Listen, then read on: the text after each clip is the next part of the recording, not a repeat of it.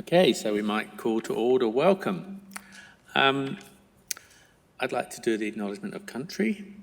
The Australian Academy of Science acknowledges and pays respects to the Ngunnawal people, the traditional owners of the lands on which the Academy office is located. The Academy also acknowledges and pays respects to the traditional owners and the elders past, present and emerging of all the lands on which the Academy operates and its fellows live and work. They hold the memories, traditions, cultures and hopes of Aboriginal and Torres Strait Islander peoples of Australia. So good morning and welcome. My name is Malcolm Sandbridge. I'm one of the two Vice Presidents and the Secretary of the Physical Sciences of the Australian Academy of Science. I'm delighted to be with you today at the Data for the People Symposium and Panel Session. Before we go further into the proceedings, some important housekeeping items, if I may. If the evacuation alarm sounds, please calmly make your way to the nearest exit. Be aware that those around you may need assistance. In the likely event of an evacuation, please assemble in the car park on the lower side of the Shine Dome, which is that way, I think. The great thing about the Shine Dome is if you don't know where to go when you walk out, you go left or go right, you get there, it doesn't matter. We'll need to stay in the assembly area until a warden tells us it's safe to leave. Okay, so today's symposium has been organised by the National Committee for Data in Science and the Australian Research Data Commons. Chaired by Dr. Adrian Burton, the National Committee for Data in Science works to foster the effective use of data across all science disciplines in Australia and provides a national voice for scientific data and promotion of Australian science through international fora. Through its work, the National Committee provides the Academy with disciplinary expertise on scientific submissions into the current review of the Australia's National Research and Science and Research Priorities, and the ISC's Committee for Data for Science's goal to connect data and people to advance the science and improve the world.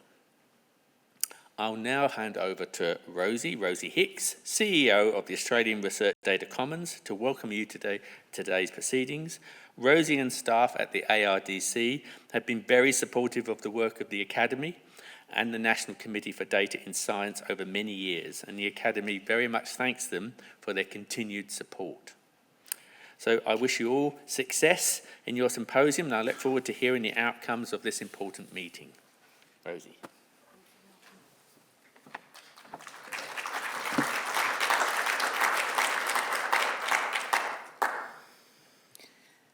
Good morning, everyone, and thank you, Malcolm, for your generous comments. I'd also like to begin by acknowledging and celebrating the first Australians on whose lands we meet today, the Ngunnawal and the Ngambie people, and paying my respects to elders past, present, and emerging. For all of you here today, in person, as well as those that will be watching later online, welcome to this symposium, Data for the People. I'm Rosie Hicks, I'm the Chief Executive of the ARDC, and ARDC is enabled by the Federal Government's National Collaborative Research Infrastructure Strategy, we know as NCRIS. Our mission is to accelerate research and innovation by driving excellence in the creation, the analysis and the retention of high-quality data assets. As Malcolm stated, this is a joint event organised by the Academy's National Committee for Data in Science, and the ARDC, and I would like to thank the Academy of Science for providing the wonderful Shine Dome for our use today, as well as all the other support for making it happen. I think many of us have a great affection for this building. The symposium engages policymakers and science leaders on how government and research can work together to address the grand challenges of society through an open flow of data and knowledge. The connection between the ARDC and wanting to encourage improved flows of data and knowledge is obvious. So I'd like to say a few words on the idea of grand challenges. This isn't a new idea. Reflected in the 2021 National Research Infrastructure Roadmap, and as recently as last week in the new draft National Research Priorities, that instead of looking at a particular discipline or domain, we're working across the priorities around broader themes. And I'm pleased to say this also reflects the approach of the ARDC. We've progressed from discipline or domain platforms to a much broader thematic research data commons addressing grand challenges, such as the People RDC for a healthier Australia, the Planet RDC for an Australia where we protect our unique environment and biodiversity, not only focusing resources on society's grand challenges, but doing so in a way that enables interoperability between these thematic data commons. The aim is to be responsive to both today's as well as tomorrow's challenges. And we see a constructive partnership with the public as absolutely critical for success. So today, we have here really outstanding minds to discuss the shared challenges and opportunities at hand and guide us forward with these important issues. This is critical for all parts of the ecosystem. To understand and work collaboratively for the benefit of government and society here in Australia and as good global citizens. To start proceedings today, I'm now going to introduce Simon Hodson before inviting him to the stage. Simon Hodson has been Executive Director of CoData since August 2013. He's an expert on data policy issues and research data management. Most recently, he chaired the European Commission's Expert Group on Fair Data, which produced the report Turning Fair into Reality. Simon was also Vice Chair of the UNESCO Open Science Advisory Committee, with an influential role in drafting the UNESCO Recommendations on Open Science. This was adopted in November 2021 by countries including Australia. Previously, Simon's contributed to influential reports on current best practice for research data management policies and the report on sustainable business models for research data repositories. As a significant part of his CoData role, Simon's tasked with implementing a major International Science Council and CoData decadal programme on making data work for cross-domain grand challenges. This will improve the coordination of specifications for data integration and interoperability for interdisciplinary research. This flagship activity is the European Commission-funded World Fair project, for which Simon was the coordinator.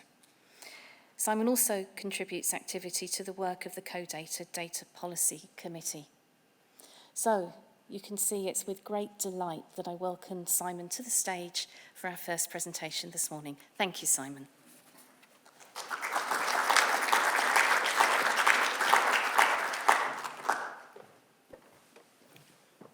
Thank you very much, Rosie.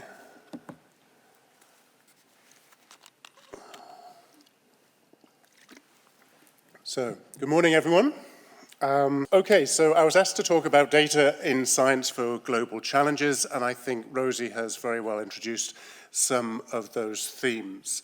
And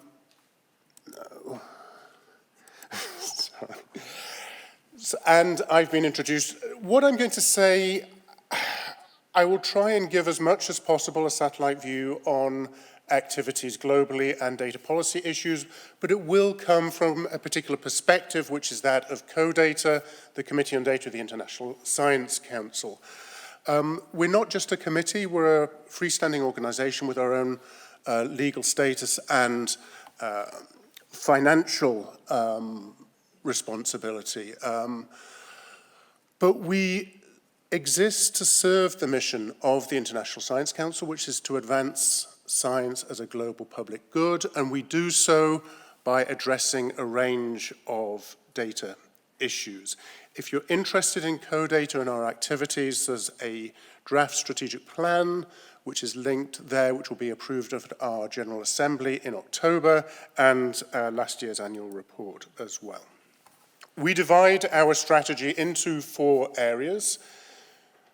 We feel that it's important still to refine and to publicize, to communicate, and to encourage the adoption of data policies in order to advance science and the availability of data for science and principles of open science. We do that primarily through the International Data Policy Committee, which has already been mentioned. Through a journal, a series of conferences, a set of task groups and working groups, we try to advance issues at the frontiers of data science. One of the key activities at the moment is a task group on digital representation of units of measure. And that relates to some long-standing co-data work on the fundamental physical constants, the values of which now directly underpin the whole SI system. So the SI system of units is derived mathematically now from those co-data recommended values for the fundamental physical constants, things like Avogadro's constants, Planck's constant, from which the kilogram is derived, the speed of light in a vacuum, etc. So that's important activity in the science of data and data science. It's also important to build capacity for data science and for data stewardship. And so we do a lot of work on data skills, data education. There's a flagship project, or initiative really, with the Research Data Alliance called the Co-Data RDA Schools of Research Data Science. And we do various training activities with our partners around the world. But what I'll speak mostly about is this initiative, which has already been mentioned, Making Data Work for Global Grand Challenges. Now, before that, I'll introduce also some themes that I've been asked to talk about and really how CoData and other organizations relate with international issues, particularly with the UN system, and some important themes which I think are useful to raise for today's discussion. So we start with the premise that the major pressing global scientific and human issues of the 21st century can only be adequately addressed through research, through science that works across disciplines to understand complex systems and which uses interdisciplinary and indeed transdisciplinary approaches or methodologies to turn data into knowledge and then into action. Rosie's already mentioned that the idea of grand challenges is not a new one, but I think it remains an important one. If we think about the UN's Sustainable Development Goals, all of those areas are fundamentally interdisciplinary. Whether in the specific indicators as they're defined, or in terms of the science that's needed to understand how we address those challenges. And I've listed 3 areas in which we're working at the moment to look at the data availability, the way in which data is represented and described, and the way in which data is made as usable as possible. And underpinning that, there's the idea of the FAIR principles, of course. Ocean sciences is a really good example of a science which holistically needs to take into account human interaction with a complex global system. And there's many data dimensions, it's multi-stakeholder, and there are economic and geopolitical interests, of course.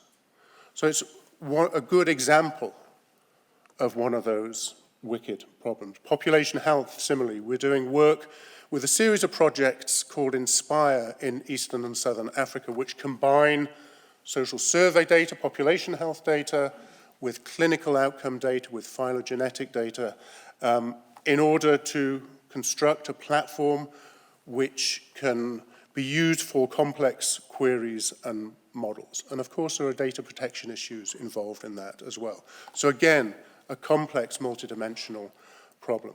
Disaster risk reduction, similarly as with oceans, is an example of human interaction with a hazard, with calculating loss. Again, an example of a cross-domain research area involving both human and natural sciences, if you like. And so we were asked a few years ago to develop a program, as Rosie's mentioned. And we've been exploring this in a number of ways since 2017. And really this was part of the merger of what was then called the International Council of Scientific Unions and the International Social Science Council to become a genuinely cross-domain representative body for science globally. And as part of that, ISC, the newly named ISC, produced an action plan, and one of the items in the action plan was this program, Making Data Work for Global Grand Challenges. And as Rosie has also already kindly said, the flagship activity of that is the World Fair project, which I'll mention briefly.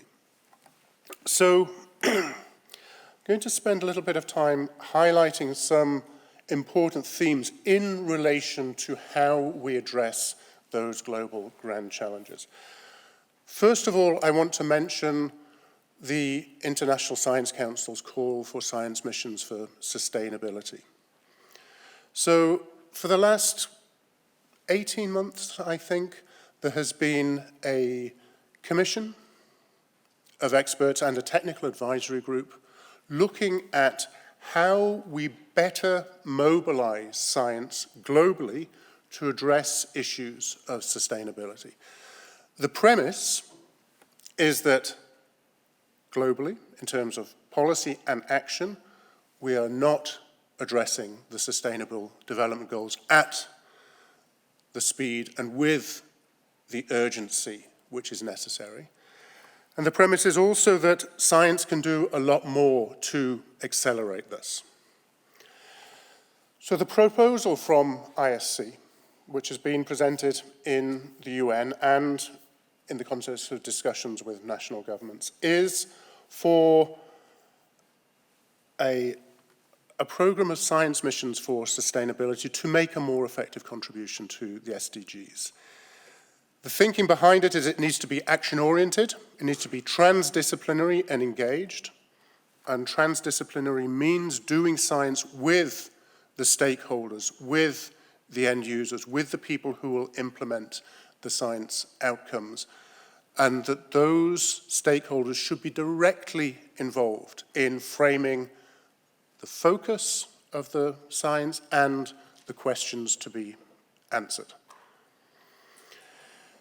It needs to be supported by transnational and international funding and coordination, and it needs a big science level of commitment, but really focusing on the how, that mode of science, rather necessarily on the what. So it might be characterized as a call to systemize or structure the relationship between science and stakeholders, including funders, politicians, and communities, those end users, in the hope that this will lead to greater influence of science and evidence in policy and the implementation of science-driven solutions. So that's a proposal, and I would be interested to consider, to discuss the feedback on that and to understand the reaction of that and to those reports which are relatively recently released. The mechanism that they propose is a network of regional sustainability hubs and centres for mission science. But what is very interesting, I think, about this report is that they insist that this should be supported by a global knowledge sharing platform or platforms, federated. And I think there we are talking about the sort of commons that ARDC is involved with. And this should be implemented and supported by the FAIR principles and the CARE principles. So that's one example of a policy development, which I think I've been asked to mention and talk about. The other thing that CODATA is very much concerned with is open science and how we implement the UNESCO recommendation. We were very much involved in discussions around it. We were consulted, we produced a report, and I was very much involved in the drafting of it as well. Earlier this year, we held a symposium at UNESCO to discuss, okay, how can we and the ISC and our partners contribute to it. Adrian was very kind to be one of the speakers. Adrian Burton was very kind to be one of the speakers at that. The World Fair project, which has been mentioned, was presented at that symposium, and I'll go on to talk a little bit about that. There are two particular other themes that we felt are important in how we implement the UNESCO recommendation. One is the infrastructures that are necessary to support open science, whether they're called open science clouds, open research commons, various terminologies, but all driving at the same thing. How do we support open science technologically and socially, culturally, to make that environment for open science practices? Since 2015, 2016, CoData has been involved with the African Open Science Platform. We coordinated a pilot project to explore what would that mean across the African continent to have an open science activity, and how could we support that with infrastructure and skills. We've also engaged a lot with the Malaysian Open Science Platform initiative as well. And so now, as part of an activity and initiative badged the Global Open Science Cloud, I think taking the cloud word from the European Open Science Cloud initiative, we're working to help coordinate activities globally. That means following the mantra of encouraging cooperation between the various initiatives in various regions, encouraging alignment, and ultimately interoperability. And we recently held an international symposium on open science clouds, attended by a number of partners as well as early career students. And I think we can report at least considerable enthusiasm for that initiative, and the next symposium will be held in Africa next year, with the African Open Science Platform taking a lead. Another area that we discussed in the UNESCO symposium was data policy for open science in times of crisis. We've been looking a lot in the last few years at disaster risk reduction, the data that's necessary for that, and the activities that are necessary to quantify disaster risk reduction in line with the Sendai framework. We work very closely with Virginia Murray, who's been leading the ISC activity to develop hazard information profiles, and we've been lobbying with that working group to make that terminology fair so it can be used by machines as well as by humans. It's still currently stuck in a PDF, but we hope that it will be very soon available online and hosted by UNDRR. We've done the coding for that, we just need the green light to release it. But in collaboration with our International Data Policy Committee, we'll be preparing, the working group is already up and underway, to prepare a toolkit which will comprise guidance, a checklist and a fact sheet for data policy in times of crisis, and we'll present that at the UN Data Forum in Medellin in November next year. So those are examples of work engaging with UNESCO. One of the big themes that we're confronted with, I think, at the moment is how we advance science while also maintaining necessary protections for individuals and communities. There's a lot of work going on there. The principle, as open as possible and protected as necessary, is really important, but that clouds a lot of detail, as it were, under the hood. A lot of policies pay lip service to FAIR, but we need concomitant ambition to implement those, and we need to understand and explore how we can maximize access to data while also maintaining those necessary protections. The CARE principles obviously are really important, and we think it's important to respect the origin and the purpose of the CARE principles, while also recognizing that there are principles in there which apply to research relating to all human subjects. And so we're considering how, in parallel to the CARE principles, we can develop similar guidelines for how we engage with all groups, whether those are specific populations or indeed human subjects. We're fully aware that there's a lot of work that's already happened, already going on about ethical guidelines for use of human subjects, of course, but I think it's useful to have those high-level principles which can be communicated as well as the FAIR principles and the CARE principles have been.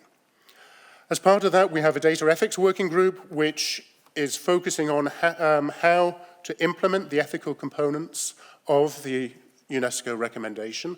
It's an extremely ethical document. It's a document which is shot through with important principles and ethical guidelines, and we felt that it's important to add some detail and specific guidance to that. And that Data Ethics Working Group is preparing a white paper on each of those 4 themes: scientific integrity, protection of personal data, ethics in indigenous data governance, and ethics in global power and economic relations. There with the objective not of producing necessarily any new principles, but really a guideline on how to implement the Open Science recommendation. And finally, on this point, on those boundaries and how we protect personal data, etc., or how we provide guidelines for open science in the context of those protections, our International Data Policy Committee has a new action plan with those 6 priority areas there, and also, which may be of interest, a call for new members. We're looking for new members for that International Data Policy Committee who would be interested in contributing to any of those 6 areas, whether that's data quality, science in crisis situations, education, how does data policy deal with artificial intelligence, open science, and publication and communication of science. Something I realized I skipped over, which I think is really important as well, is that we're exploring with colleagues how we can provide more flexible and granular access to data sets which may contain some sensitive items. Some variables in a given data set may contain personal information, whereas other parts may not. And at the moment, it's still relatively difficult to provide that granular access to the safe bits of a data set, for example. The reason for that is generally a lack of metadata or the lack of the ability in data services to provide that granular access. And that's something that we're exploring, we think is particularly important. Now I'm going to start leading into a part of the presentation, really talking about WorldFair and how we combine data for cross-domain research.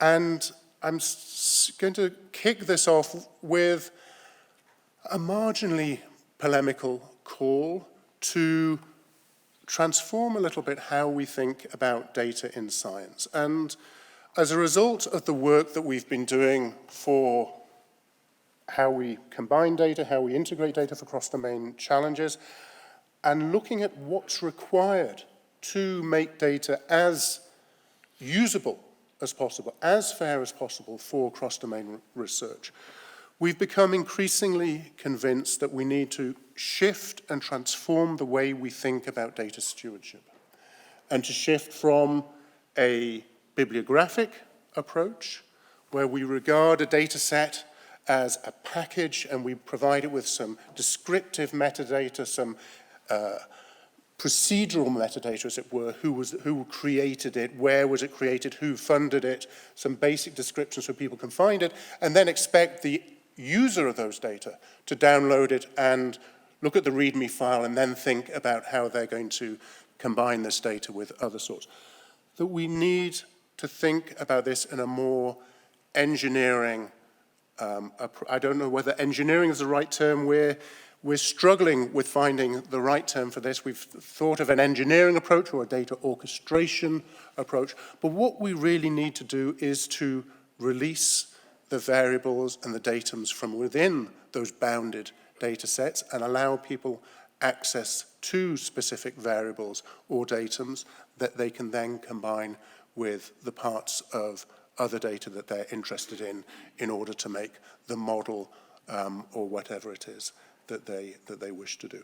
This builds on some work from Parsons and Fox, which is nearly a decade old, the late and lamented Peter Fox, who asked, is data publication the right metaphor, and presented a number of other metaphors for describing how we steward and look after data in the long term.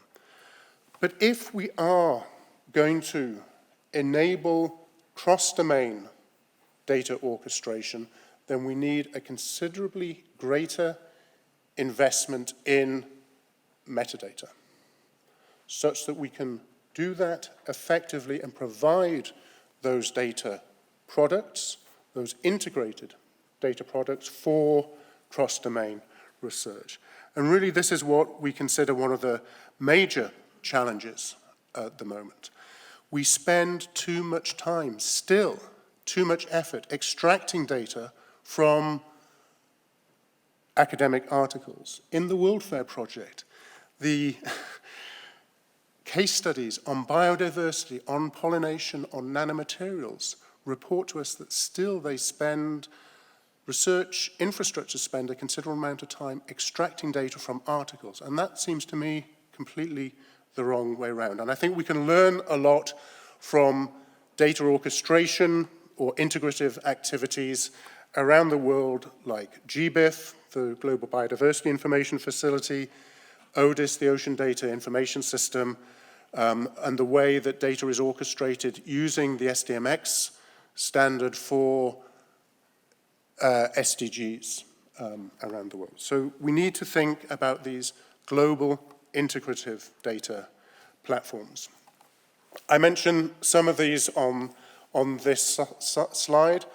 Obviously, national research infrastructures are incredibly important and are a way of advancing the effectiveness of science at a national level. But we need to be mindful of how we can, of how those national research infrastructures also engage with the sort of international integrative infrastructures that I've mentioned. On this slide, I give some examples of those national infrastructures, the integrative ones at a global scale, and some UN system activities that we're engaged with. In the interest of time, I think I'll skip over this a little bit, but I want to mention one particular initiative which I think has been really effective over the last few years. I mentioned this yesterday at the Integrated Earth Conference as well. In Germany, the Helmholtz Foundation, which is largely to do with earth sciences, has been running for the last 3 years an initiative called the Helmholtz Metadata Collaboration. And I think it's one of the most forward-looking initiatives globally that I've encountered. It's got two components. One is a centralized component which is preparing recommendations and good practices for the various Helmholtz centers. The other one funds a set of projects, the premise of which is that the various centers in different domains within Helmholtz need to collaborate with each other on a project to enhance the metadata for their areas of research. I suggested in the closing yesterday at the Integrated Earth that this would be a really good thing for the Earth-related research infrastructures in Australia to think about. I'm incredibly impressed with that initiative, and I think it's made considerable progress. So I'd like to, in the last 8 minutes, wrap up with talking about the World Fair project. So this built on that initiative for making data work for global grand challenges. It's European Commission funded, but something that's really important about it is that we were allowed to have partners from anywhere in the world, except for the United Kingdom because of the Brexit issue. So we've got partners there, but we weren't allowed to fund them, but we were allowed to give funding to partners in Brazil. We have 2 in Kenya, in the US, 3 partners in the US. We have 2 partners in Australia, Auscope and the Australian National University that hosts the Australian Data Archive. One of the important features of it as well is that among those partners are authoritative international entities who really are in a position to make decisions about data practice and policies, but above all about data specifications and standards. That includes IUPAC, the International Union of Pure and Applied Chemistries, the One Geochemistry Initiative, GBIF and ODIS, which I've already mentioned, and other important initiatives or projects that, as I say, are in a position to genuinely to influence the development and adoption of data standards. And this is the list of the partners. We see ourselves very much as responding to this recommendation from Turning Fair into Reality about interoperability frameworks, which really calls for research communities to take a lead and to be facilitated in developing interoperability frameworks for their research area, but also stresses, and this is a really important point, that to support interdisciplinary research, those frameworks should be articulated in common ways and adopt global standards where relevant. It may seem an obvious point, but it's really important to emphasize that. And there's a very similar recommendation in the UNESCO document. World Fair is really about a methodology, and I mentioned the ISC approach, emphasizing the how above the what. I think our methodology is really important as well. It's very case study oriented. It's easy to make recommendations, unshored, unmoored from reality, but it's a lot more effective if you ground those recommendations in intimate knowledge and engagement with particular research areas. So we have 11 case studies that we're working with in a range of research domains, some of which are cross-domain. We clustered them in groups, which is the color coding there, 3 relating in one way or another to chemistry or materials, 3 relating in one way or another to social sciences and health, 2 to biodiversity, 2 to the environment or global issues, oceans and disaster risk reduction and cultural heritage. And that gives us, obviously there are many other domains that we're not considering there, but this is incredibly ambitious as it is. What we're doing is this methodology. With each of those case studies, we have worked with them on what's called a fair implementation profile, a FIP. Now, that's a methodology developed by the Go Fair initiative, and it's a set of questions about how do you make your data fair? How do you make your data findable, accessible, interoperable, and reusable? And for each of those sub-principles, what identifiers do you use? What discovery metadata do you use? What ontologies and terminologies and vocabularies do you use? What metadata standards or specifications do you use to define the variables or the concepts which you use in your experimentation, your observations, or your collection of social survey data? We then run a workshop with each, of those case studies around what we call the CDIF, the Cross-Domain Interoperability Framework, and to see whether our thinking about that corresponds with where they are and what they have to say to feed into the development of the Cross-Domain Interoperability Framework.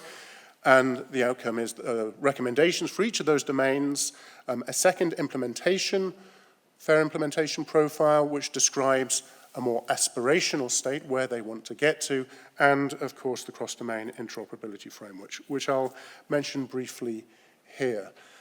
In order to develop that, we identified a set of functional requirements. What do you need to do to combine data across domain? What are the actual processes? And obviously, we owe a great deal there to the FAIR principles, but those are principles. They're not an implementation guideline, and they're not as practical, perhaps, as they might be. What do you really need to do when you take data from different domains to combine it? Now, of course, you need to be able to discover those data, and we find around the world that a lot of people are using DCAT, the data cataloging standard from W3C, but also using schema.org expressed as JSON-LD.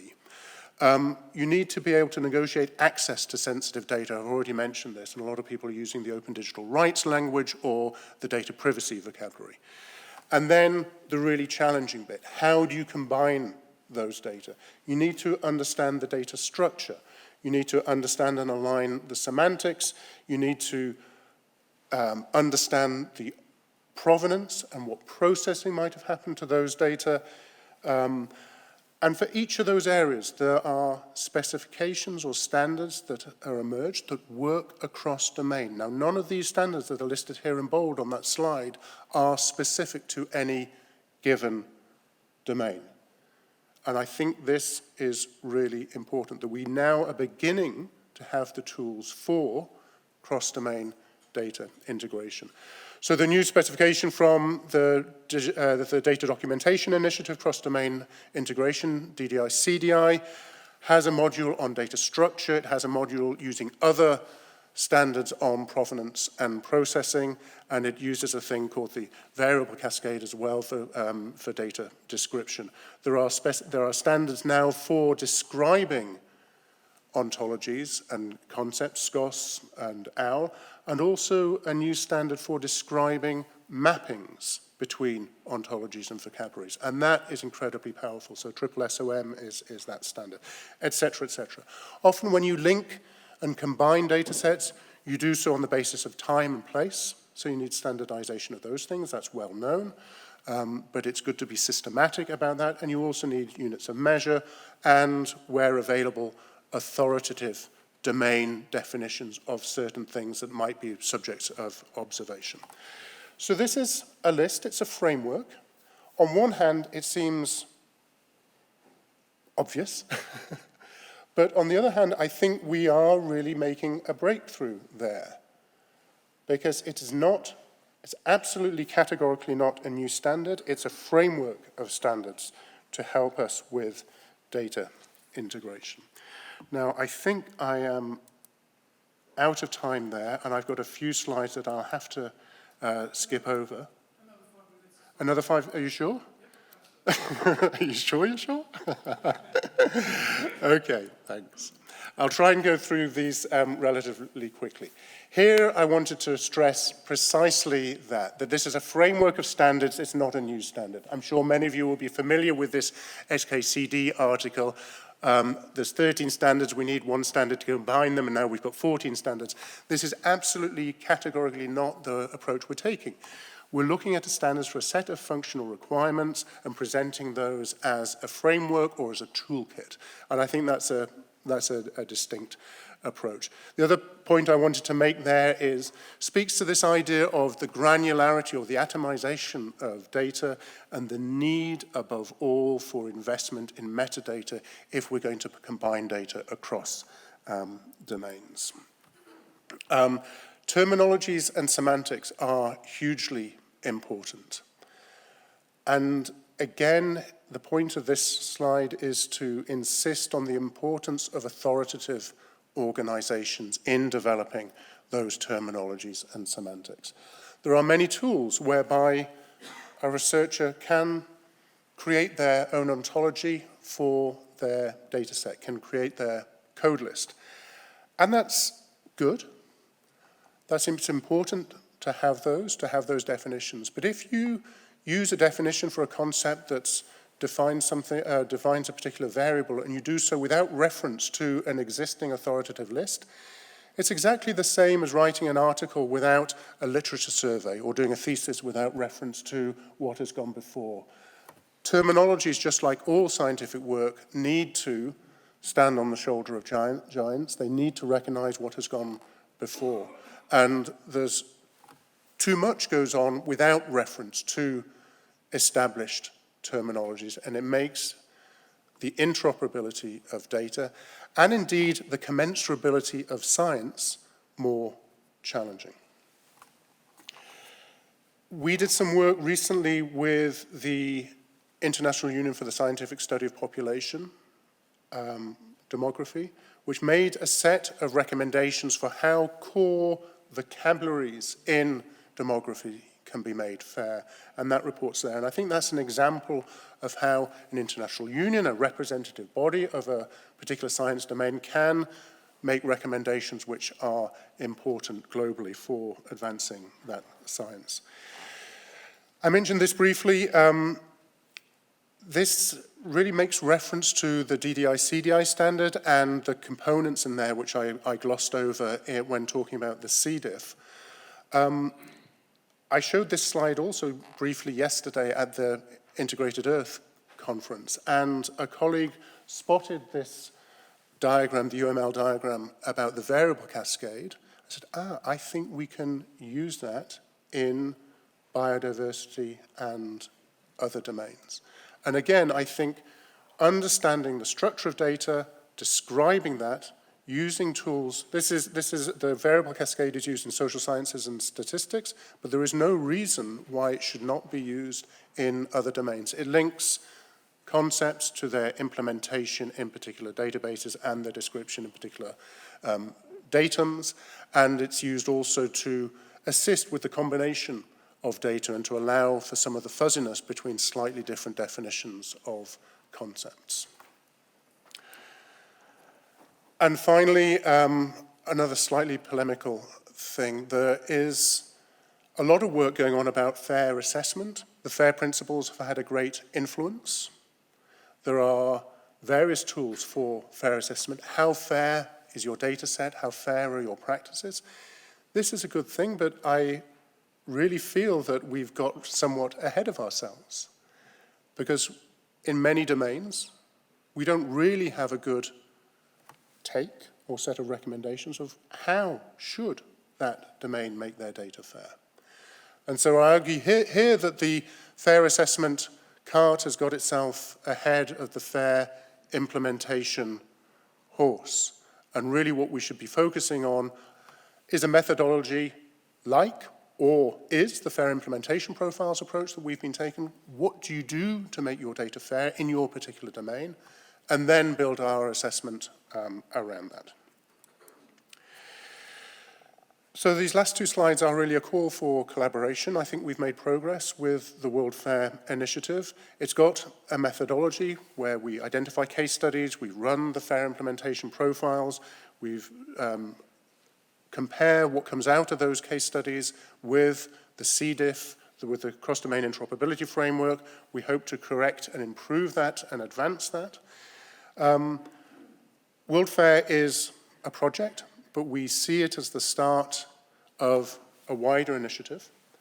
And the invitation is to collaborate on that. We would love to identify case studies with colleagues in Australia and add those to a federation of additional case studies. You saw that this petal diagram was our way of communicating that we had this set of case studies, there was an integrative activity in the middle. That diagram became our logo, and it's now become a code for how we add additional case studies, we add additional petals to that collaboration. We're finding in these sort of conversations it very easy to find colleagues who will say, yes, actually, we'd love to do a case study. What's harder is to find the resource to help CoData and other partners coordinate that activity. And I'd love to be able to discuss that with colleagues in Australia as well and how we might do that. Sorry, the other way. So, as well as the symposium yesterday, I hope that World Fair Plus collaboration might be an outcome of this discussion. And I realize I think this slide needed a little bit of updating, but there are areas that have been discussed and that will be discussed today which are cross-domain and which I'd be very keen to discuss further with you. We've already got undertaking from the ISC to expand the World Fair initiative with a new case study, or two case studies, one on earthquakes and one on flooding and cascading hazards with cholera, and we're discussing with various CoData members in Germany, Korea, China, US, and elsewhere. And we're very keen to discuss further with colleagues in Australia. A last little plug for the International Data Week, which is coming up in October. And I think I should mention that this is International Data Week in 2023. The subsequent International Data Week in 2025 will be hosted in Brisbane with the ARDC as the key lead on that. But if you want to find out what International Data Week is, there's information there. It's available online and in person. Thank you very much.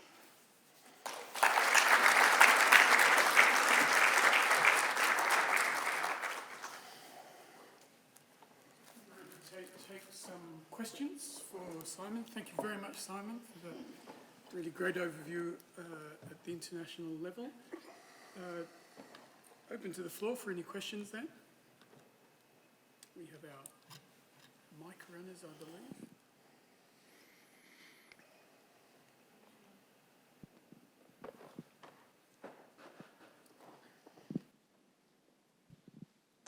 Thank you. Just to get us started, thank you so much for that talk, Simon. Last week, I think it was, just last week, you were speaking in Beijing to the groups of infrastructures, Global Open Science Cloud, Global Open Research Commons, and we really had a discussion about the role of research infrastructures in driving forward the interdisciplinary nature, the international nature. And here today, looking at the case studies, we're looking at the disciplines themselves driving forward the interoperability agenda. Do you want to make any comments about how you think we can optimise the links and the effort between these two different groups? Yeah. So there has been a vogue, or I suppose a sort of a movement over the last 10 years to try and consolidate infrastructure support for research through Open Science Clouds, the European Open Science Cloud or Open Research Commons. And I think that there are at least two drivers for that. One is the economy of scale that you can provide by providing storage and network and human skills as well through a broad initiative of that nature. And I think the other driver is to try and start breaking down some of the boundaries, the barriers, the siloization that might exist between a research infrastructure that supports a specific domain. So we're starting to think about how can we develop in the European Open Science Cloud, in Australian Research Commons, how do we develop an infrastructure that works across those domains as well? Because previously there were, of course, the research infrastructures for particular subject areas. And they're necessary, they do an important job, they support the research in that domain. But I think by, within the mission of things like the Australian Research Data Commons, there is also this idea of how can we support cross-domain research. And I think you see that with these two posters on the right and the left of the stage. So I think that's part of the thinking. I also think that's easier said than done as well, because data is difficult. It is challenging. And I think the only way we can genuinely support those grand challenge cross-domain research areas is really by understanding what the data requirements are and understanding what input is possible from a range of existing research domains. In particular, how do we relate what we know about the physical natural, if that's a word I can use, phenomenon that we're concerned with, so whether it's oceans or disasters or whatever, and the interaction of society with those. And so immediately you need to understand the science and the data around society and how you relate that to the science and the data around what the phenomenon that we're discussing. And I shouldn't have used the word natural because that's... There's a question up there. Just whilst we're getting to those two questions, I have one, Simon. The theme of today's symposium is around our researchers working with our government together to address these challenges.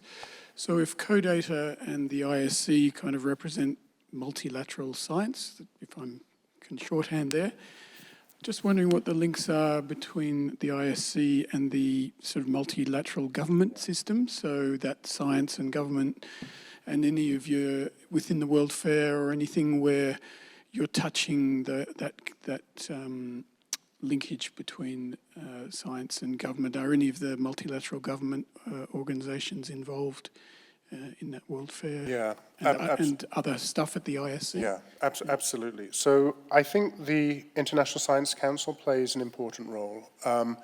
It is formally outside that multilateral system in the sense that its members and its governance, its members are academies or funders or international scientific unions. And so, in contrast to UNESCO, it's not the member states, it's those scientific organizations. And therefore, the ISC can claim to be the global voice of science practitioners and their representatives. At the same time, ISC does have a role in the multilateral system in terms of science advice and a specific role in a number of UN committees. So it's used as a stakeholder within that multilateral system, as a consultative partner in that multilateral system. And that's something that the current president, Peter Gluckman, who's very concerned with science advice and the role of science advice within that multilateral system, is very concerned to maintain and advance as that separate voice of science outside the multilateral system and I don't know whether I should say this, but the horse trading that goes on between member states when you, for example, need to finalize a recommendation on open science, which was very interesting to witness in the UNESCO context. In terms of what CODATA does within that, we engage with a number of the UN agencies. UNESCO, as I've mentioned, with UNDRR, with UNEP, and we've been invited onto the panel for the UNEP Codes Initiative, which is about digitization of, in the broadest sense, the increasingly digital approach to environmental science. And we collaborate a lot with UN Stats as well, with the UN Statistical Division. We've got some colleagues there that participate in our workshops and with which we collaborate a great deal on the cross-domain interoperability framework, on understanding how data is fed up into the UN Statistical Division and how it's managed there. So I think those links are important, both on a practical sense and on a sort of broader policy, with a broader policy dimension. We had two questions, one here first, yeah. Yes, my name is Willem Vervoort. I'm director of the ARC Training Center in Data Analytics for the Resources and the Environment. I just have a question about, there's a very complex area clearly around the actual description of the data and the actual storage and management of that data.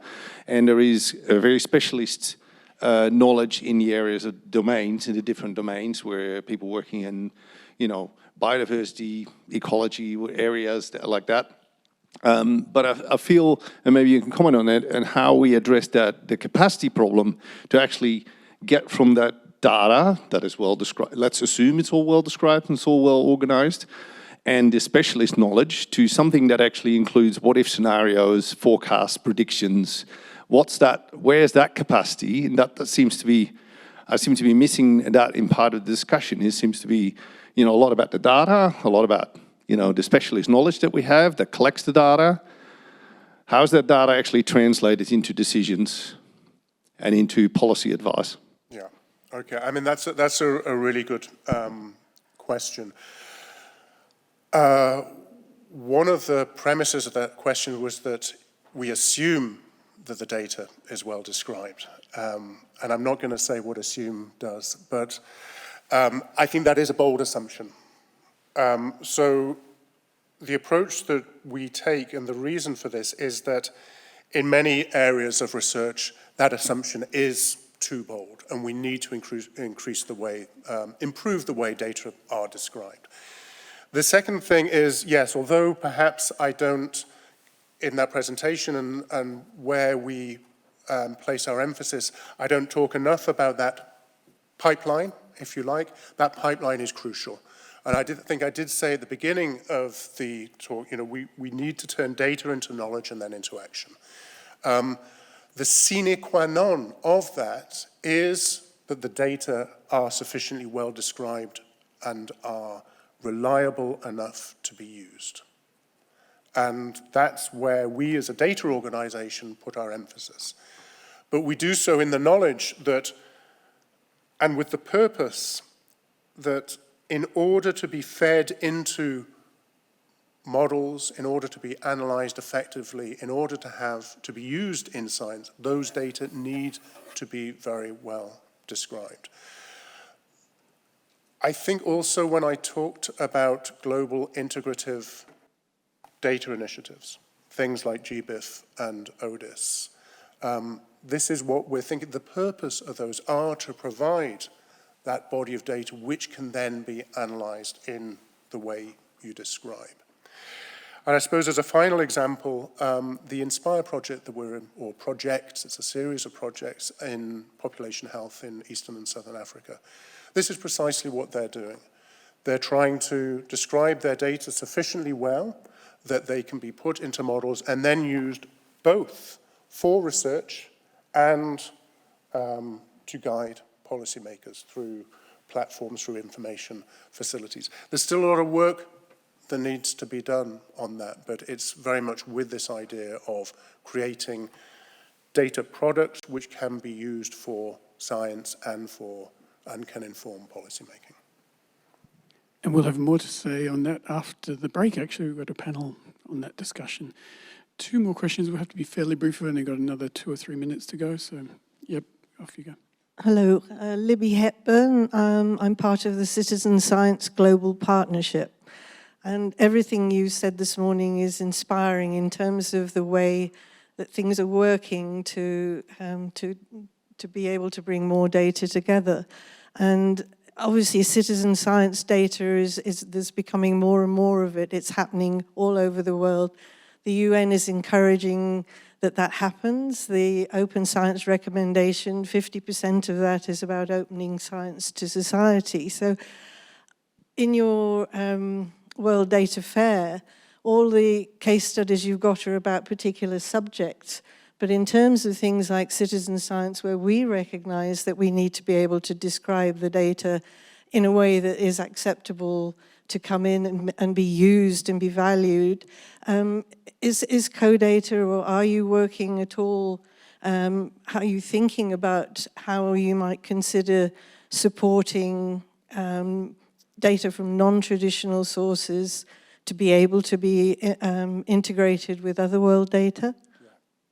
Thanks. I mean, that's an important question. Citizen science is an important component of open science, as you stressed, and a lot, quite rightly, a lot of the open science recommendation from UNESCO does talk about both the openness of scientific outputs to society, but also the direct involvement of society in the development of those outputs. Transdisciplinary research is also about that. In terms of what co-data does, we have a task group on citizen science, which has been active for the last few years, and in particular has been focusing on documenting and improving the methodologies of various citizen science contributions to the SDGs, largely in Africa, but not exclusively so. And that there is a report and a recent article from that task group, which I can dig out the reference for as well. Within World Fair, at least one of our case studies has a citizen science component. So the agricultural biodiversity case study is really focusing on pollination data, and that involves, one of the partners of that is a US startup called HiveTracks that has a mobile app for logging pollination events. And there the challenge is making sure that that pollination event is described in a systematic and standardized way, which conforms with the standards that have been developed around the science of pollination events and how it's described, the species, the time, the location, et cetera, et cetera. So that's a relatively small participation in World Fair. We would be very keen to as World Fair expands, to identify other research areas, and in particular to have a citizen science component, because I think that's extremely important. If we're serious about open science, if we're serious about cross-domain, addressing cross-domain grand challenges and using a transdisciplinary methodology to do that, then citizen science has to be part of that discussion. Kylie, we're out of time. Do you mind just having a question and then we'll acknowledge it and then maybe address it during the break? Yep. Yep.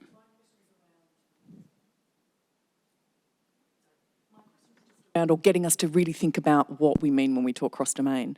I'm from the humanities, I belong to the humanities, and I guess what I'm sort of seeing here is so much opportunity, but some of the kind of disruptiveness that I guess can happen over the next stretch, and certainly it's something that our academies are very interested in too, collectively, and within our national research infrastructure here, one of the biggest investments in the humanities, arts and social sciences and Indigenous research data capability has come through the ARDC through a platform that is akin to the planet and people that you've got behind you.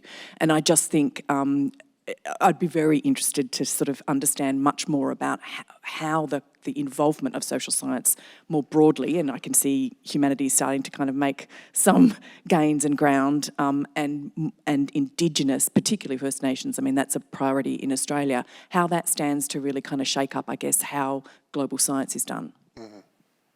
Can I answer very quickly? Or, yeah.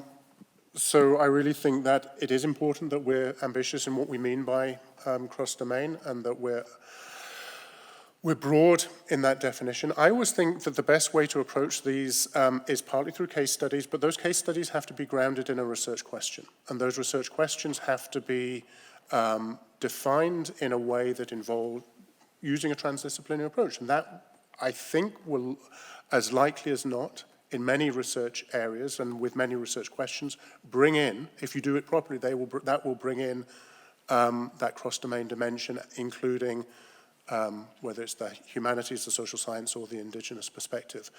Obviously, depending upon the topic and the research question, but if you frame that research question properly with the input of the stakeholder, then that's the way that you'll feed that in. And then you need to think, okay, what data do we need for this, and how are we going to combine those data in whatever, for whatever analysis or construction that we need to develop. Please join us in thanking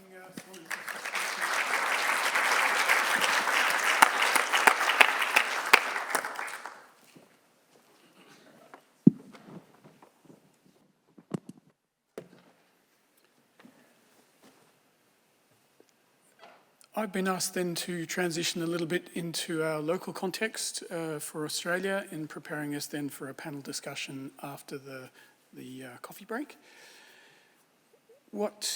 Now let me just check that if I click on things happen. Yes, I'm Adrian Burton, the Deputy CEO of the ARDC and the Chair of the National Committee for Data and Science at the Academy of Science, and I'm one of the many touch points between our organisations, which is a very fruitful relationship and includes co-data as well. So data for the people, look, science, and I'm going to use science, technology, research interchangeably just for the next little bit.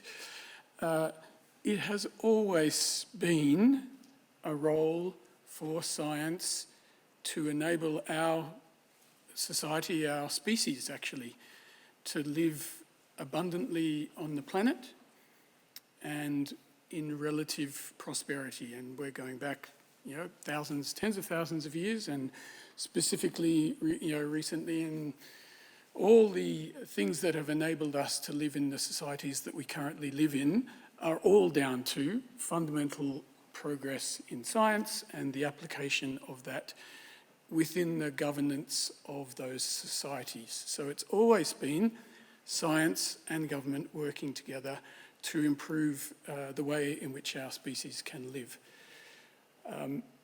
Whether it's education, sanitation, population, industrialisation, information, all of those things are a transition from and a dovetailed spectrum of science and governance for the society.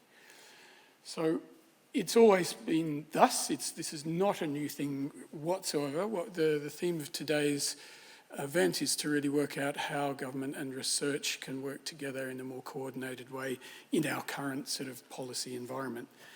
So going back from the Isaac Asimov history of science view all the way to the current decade that we live in, I'm going to go fairly quickly here. I just wanted to bring together 3 policy threads in the Australian context, almost as a background for the discussion we'll be having after the break. So science data policy, science impact policy, and then government data policy. So if we look at science data policy in the last decade or so, really a lot of work was kicked off by the OECD at an international level saying, hey, for us to have a more productive and better research and innovation system, we need to be really serious about access to data. So there's some very serious recommendations came out in 2006 around that. In the Australian regulation of science, it's a self-regulated sort of practice in Australia, but the ARC, the NHMRC and the Universities of Australia then came out with the Code of Responsible Conduct, which also had some responsibilities around how to work with data and the opportunities for using data in good science. The NCRIS program came out also around that time, and for the first time, data was recognised as infrastructure. There are a whole set of national facilities whose very purpose it is to bring data about oceans or biodiversity together and make that an infrastructure for productive science into the future. And the ARDC and ANZA is part of that. But that was a very important policy sort of turning point that says, look, data is critical for science and we need at the national level to address it. I'll skip through this. The funders came to the game saying, okay, well, we need to have open access policies in our funding programs. That was mostly to do with publications, but it's a good start there. Skipping forward a little bit, to closer to home, there's been revisions of that code. All the things that were done in 2006 actually have been revised in the last few years. OECD has come out with a number of policy frameworks that Australia is a signatory to that say, yes, we need to mobilise scientific data, the use of data in science, and then mobilising that for further reuse. UNESCO, we heard about, Simon talked there, that they've also now come to the table saying, look, this is a global scientific endeavour and we need to, and Australia is also a signatory there. This academy, the Academy of Science, brought out a very important watershed report on, I can't remember whether it was data-driven science, that really put data at the core of science policy in Australia. And then all the academies in Australia and ECOLA all came together and did coordinated policy investigations for each of their domains, saying, okay, what part does data play in our science planning, in the leadership of a scientific domain? What's our responsibility for making sure that we've got the data to address dementia or to address any of the specific challenges in each of our areas? So it's been a very exciting and fast-paced policy environment, if that's, I suppose that's a pretty nerdy thing to say, isn't it? But we love it. Impact policy, what I mean by that is, okay, what about all the impact beyond academia that we expect from our scientists? So this has always also been the case. The CRC program was invented, way back in the previous century to say, hey, look, we need to have industrial relationships so that our science is moving out into other parts of society. The UN SDGs, which Simon talked about, also brought in a framework to say, okay, beyond the science and how it's working within academia, there are ways in which we need to address global challenges, and science is absolutely at the heart of that as well. So that's a new frame, a new policy thread, which is saying, okay, well, how are we using science beyond academia? In Australia, we then had a complete redoing of our funding, which said previously publications, etc., were very much part of the funding model, and that in 2016 we've actually changed the whole reward system for universities in particular about it's not just competitive grants, etc., and publications which form our funding incentives, but all sorts of other scientific partnerships with other parts of society. Then we've had a bit of a focus from research translation and impact on commercialisation in the last few years, but the ARC now we have the engagement and impact, which now looks at the, what do you call it, the excellence of Australian science in terms of engagement and impact, as well as other things.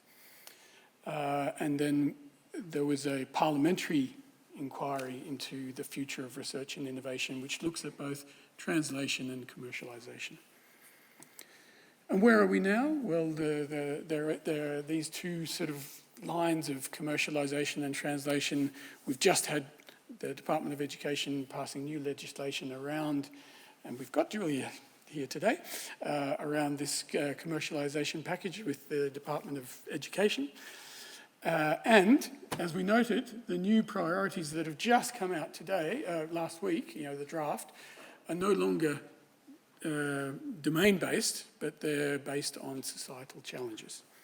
So two policy threads there, one around using data in science, the importance of data in science, the importance of openness in the scientific endeavour, and the other, the importance of science reaching out and addressing global societal challenges. And that's what here are the draft priorities that are no longer sort of discipline-based. On the government side, and anyone who knows me will know that if I'm the timekeeper and the talker, we are in for big problems.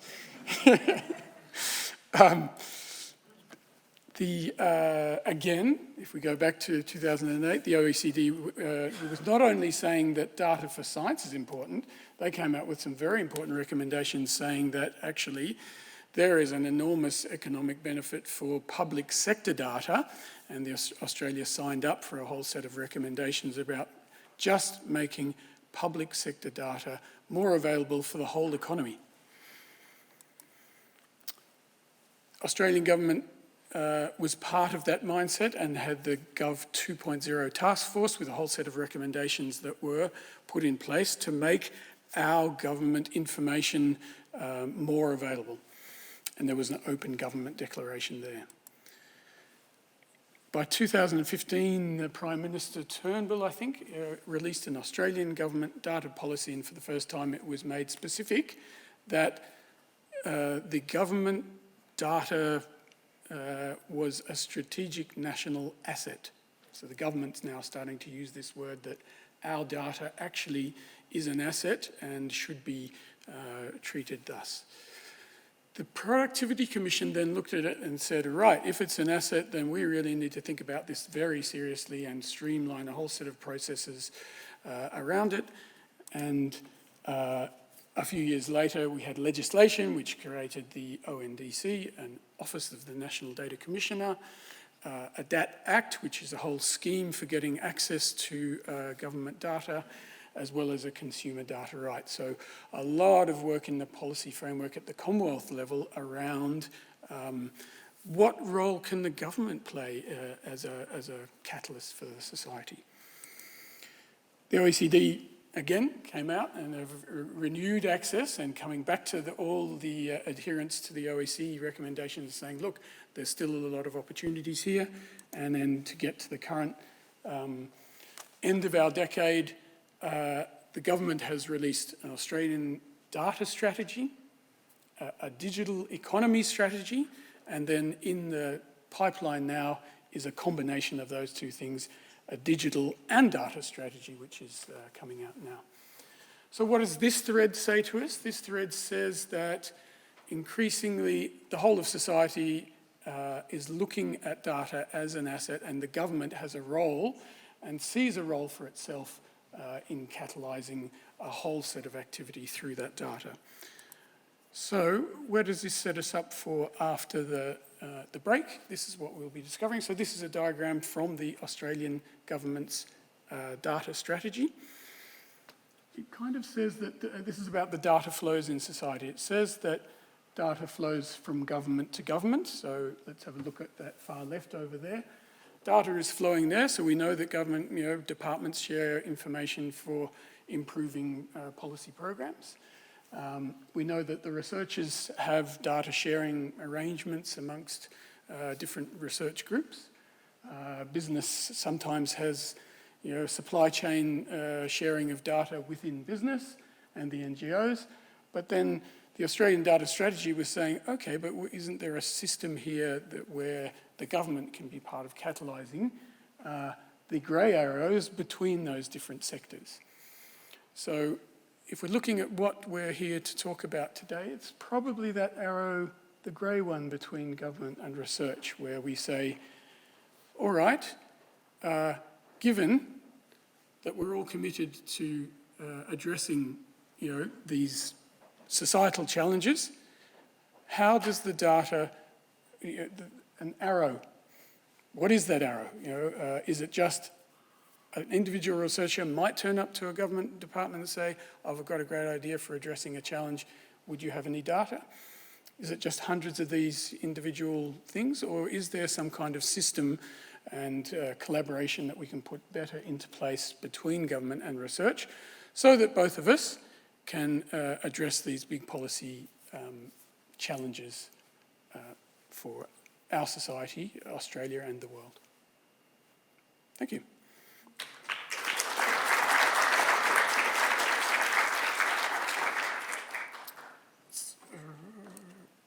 No. I'll put my other hat back on. So I'm not going to go for any questions now. That was just to prepare us for the panel. The panel after the break has some representatives from the Australian government as well as representatives from Australian research, and we will be looking at teasing out that diagram together. So I invite you all to go out for morning tea. We will be reconvening here at 5 minutes to 11, so that's in 20 minutes. Thank you very much.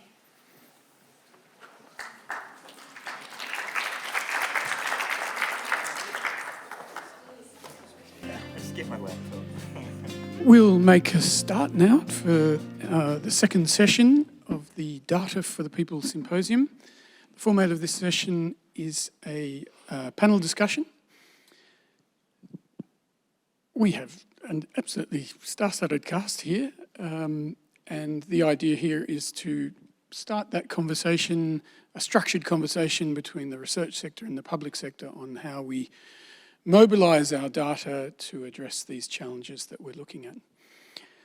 So I probably shouldn't do this, but I'm going to go from left to right because my notes are going the other way. And we've got Adjunct Professor Ginny Barber, who is the Editor-in-Chief of the Medical Journal of Australia, as well as the Director of Open Access Australasia. We have Jane Coram, who's the Head of Environment Information Australia at DECU, which I'm going to call the Department of Environment. We have Matthew James, the Deputy CEO of the Australian Institute of Health and Welfare. We have Philip Gould, First Assistant Secretary at the Department of Health and Ageing. We have Tomoko Sugiura, who's the head of Health Data Analytics team at the National Centre for Epidemiology and Population Health at the ANU. And we have Mark Weston, the Research Director of the Queensland Commitment at the University of Queensland. So I thought we'd start with what's actually uniting, what's the purpose that's actually uniting the research sector and the public sector, and what are we actually trying to achieve together through this, data mobilisation. We'll speak about data as it comes into the conversation, but I thought I'd just start with Mark. With all that talk about grand challenges and, but in a sector, in an academic sector which can be curiosity-led, then how do the researchers actually align their work with these public policy priorities? Yeah, thanks, Adrian. Can you hear me okay? That's better. Thanks, and thanks for the invitation. Well, I guess the first thing I'd say is that researchers are obviously motivated by sort of curiosity and wanting to work on problems that matter to them, to us. But there is probably more alignment, I suspect, than we sometimes talk about. And certainly, if we look at research funding or we look at the breakdown of research across types of research, much of it is applied or strategic basic, for instance. And so there's a lot that happens. To get the alignment, though, I guess we do need maturity of our sort of research systems and our systems around science. And I was thinking about this in relation to Simon's presentation before, that there's a level of sort of institutional maturity around our disciplines, which is required, and around our models of governance. But as someone who's worked quite heavily a lot on problems of public policy, it's happened for a couple of reasons, I guess. One is, and people sometimes say this, partners in government, partners in industry have the best problems. They often have, I think, access to data and an opportunity to sort of field test research methods in a way which can be scientifically invigorating and interesting. And so one of the things I think we potentially don't do enough is to talk about the way in which policy engaged and policy connected work aligns with the drivers, the motivations of researchers, and also talk about the institutional arrangements that we can put in place across levels of the research and innovation system that then support and facilitate that kind of work. And I guess those would be the things I'd start off with. Yeah. So, Tomoko, you work in a research organisation. What Mark was just talking about there, a change in the culture. What do you see about this drive for us to address societal challenges? What does that mean for the culture of a research institution? Thank you for the opportunity to speak, and good morning, everyone. I think it affects our culture in multiple different ways in a very complex way. Last time I checked, there is roughly the same number of people who work in the university sector, 140,000 people or so, some teaching, some researchers, some professional.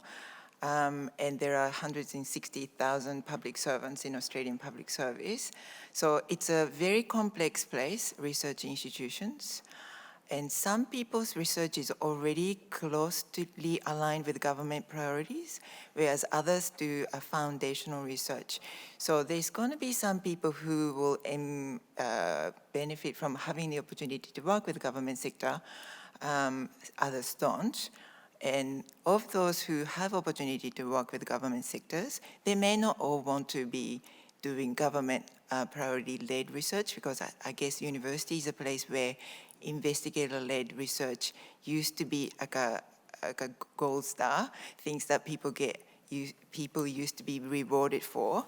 So there's quite a lot of tension, I think, to be honest. But the opportunity to do groundbreaking research with a real impact for university sector is a really incredible opportunity. And with the government sector, private sector, and research institutions working together, provide research institutions with another framework to work with. Researchers are really clever, they're really hardworking, but they don't traditionally have access to policy landscape, how policies are made. There is rhythm to different sectors. Before this, I came from the Department of Health and Aged Care. I was very familiar with the rhythm of the place. University has a different rhythm. So it's kind of like a good things happening, the ricocheting across the different parts of the university. The last thing I want to say is the measures of success for academics and researchers traditionally is about publishing in high impact journals. Like it's about outputs and having things that they can be counted. It has been long known that this is not working so well, but we don't really have an alternative yet. And myself included, people who work in my team and people who do my kind of work, we don't publish nowhere near as fast or furious. So I think we need to work on ways in which we recognize and encourage people to do impactful research of a kind that benefit public policy and program delivery. I think it's something that we are all working on. Thank you. Thanks. So then, Ginny, as an editor, and with all your other hats on, what is the changing role of scholarly publication in this world of applied science and rapid translation? Thanks, thanks, Adrian, and thanks for the invitation to speak. It's great to be here. So I think there's a few things. I'd say first off that I think that we're part of we need to be part of a diverse ecosystem of research and research publication. We saw during the COVID pandemic that traditional journals actually couldn't respond in the way we needed to when information needed to be shared really rapidly. So I think there's a really important role to think about the need for experimentation and innovation in scholarly publishing. So I'd really like to, I see us as being as part of that. I think there's a second thing which is around open access and open science generally. We see journals as being part of moving that forward, and journals have absolutely been at the forefront of the open science, of open access in particular.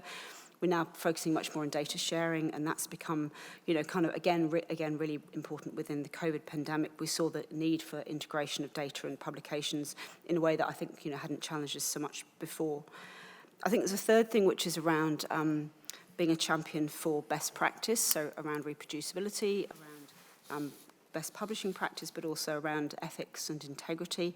And, for example, that feeds into, if we try to do research quickly, we've got to do it really well. We have to have practice to support, Indigenous data governance, for example. That's something we're thinking about pretty clearly. And also leading in societal challenges.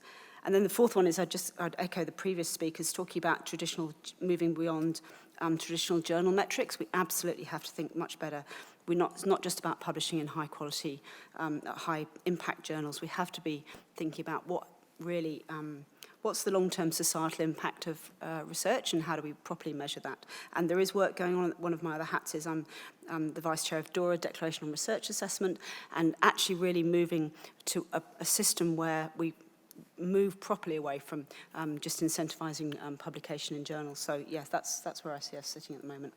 Thanks, Jenny. Jane, from the perspective of government, without going into the whole system, there are just some examples of where you think there are public policy programs, and gee, if we could only harness science, what kind of things are we actually talking about there? It's a really interesting question. Sorry. It's a really interesting question. Having just moved sort of from CSIRO to the public sector, I've been grappling with this because there's so much capability and potential in the research sector generally, and yet there's a mismatch between the political timeframes of public service initiatives, and that is a real and ongoing tension. And I think we need to sort of grapple with that. There's a tension between political imperatives and good scientific process, and I think we have to respect that. In my world, I'm just assumed leadership of the Environment Information Australia, which is really exciting because it's not the first time, but it's possibly the time that we will actually be able to stand up a capability that will bring together national environmental data. Enormous opportunity to make government data, national environmental data, transparent and accessible. But for me, the real ambition is that we actually manage to make a system that enable a federated system where data can be exchanged between science and policy. The challenge is decisions still need to be made in the policy world now. So where is the sweet spot for science to empower that? And I think there's very much a role for ongoing improvement of understanding and systems for analysing and monitoring the state of the environment, environmental accounting and reporting. So there's a real role for science in developing those new and effective ways. They might not be useful right now, but down the track it's going to be an ongoing priority. And the government is has a very high emphasis on improved transparency and accountability, and that actually cuts across all sectors, not just the environment sector.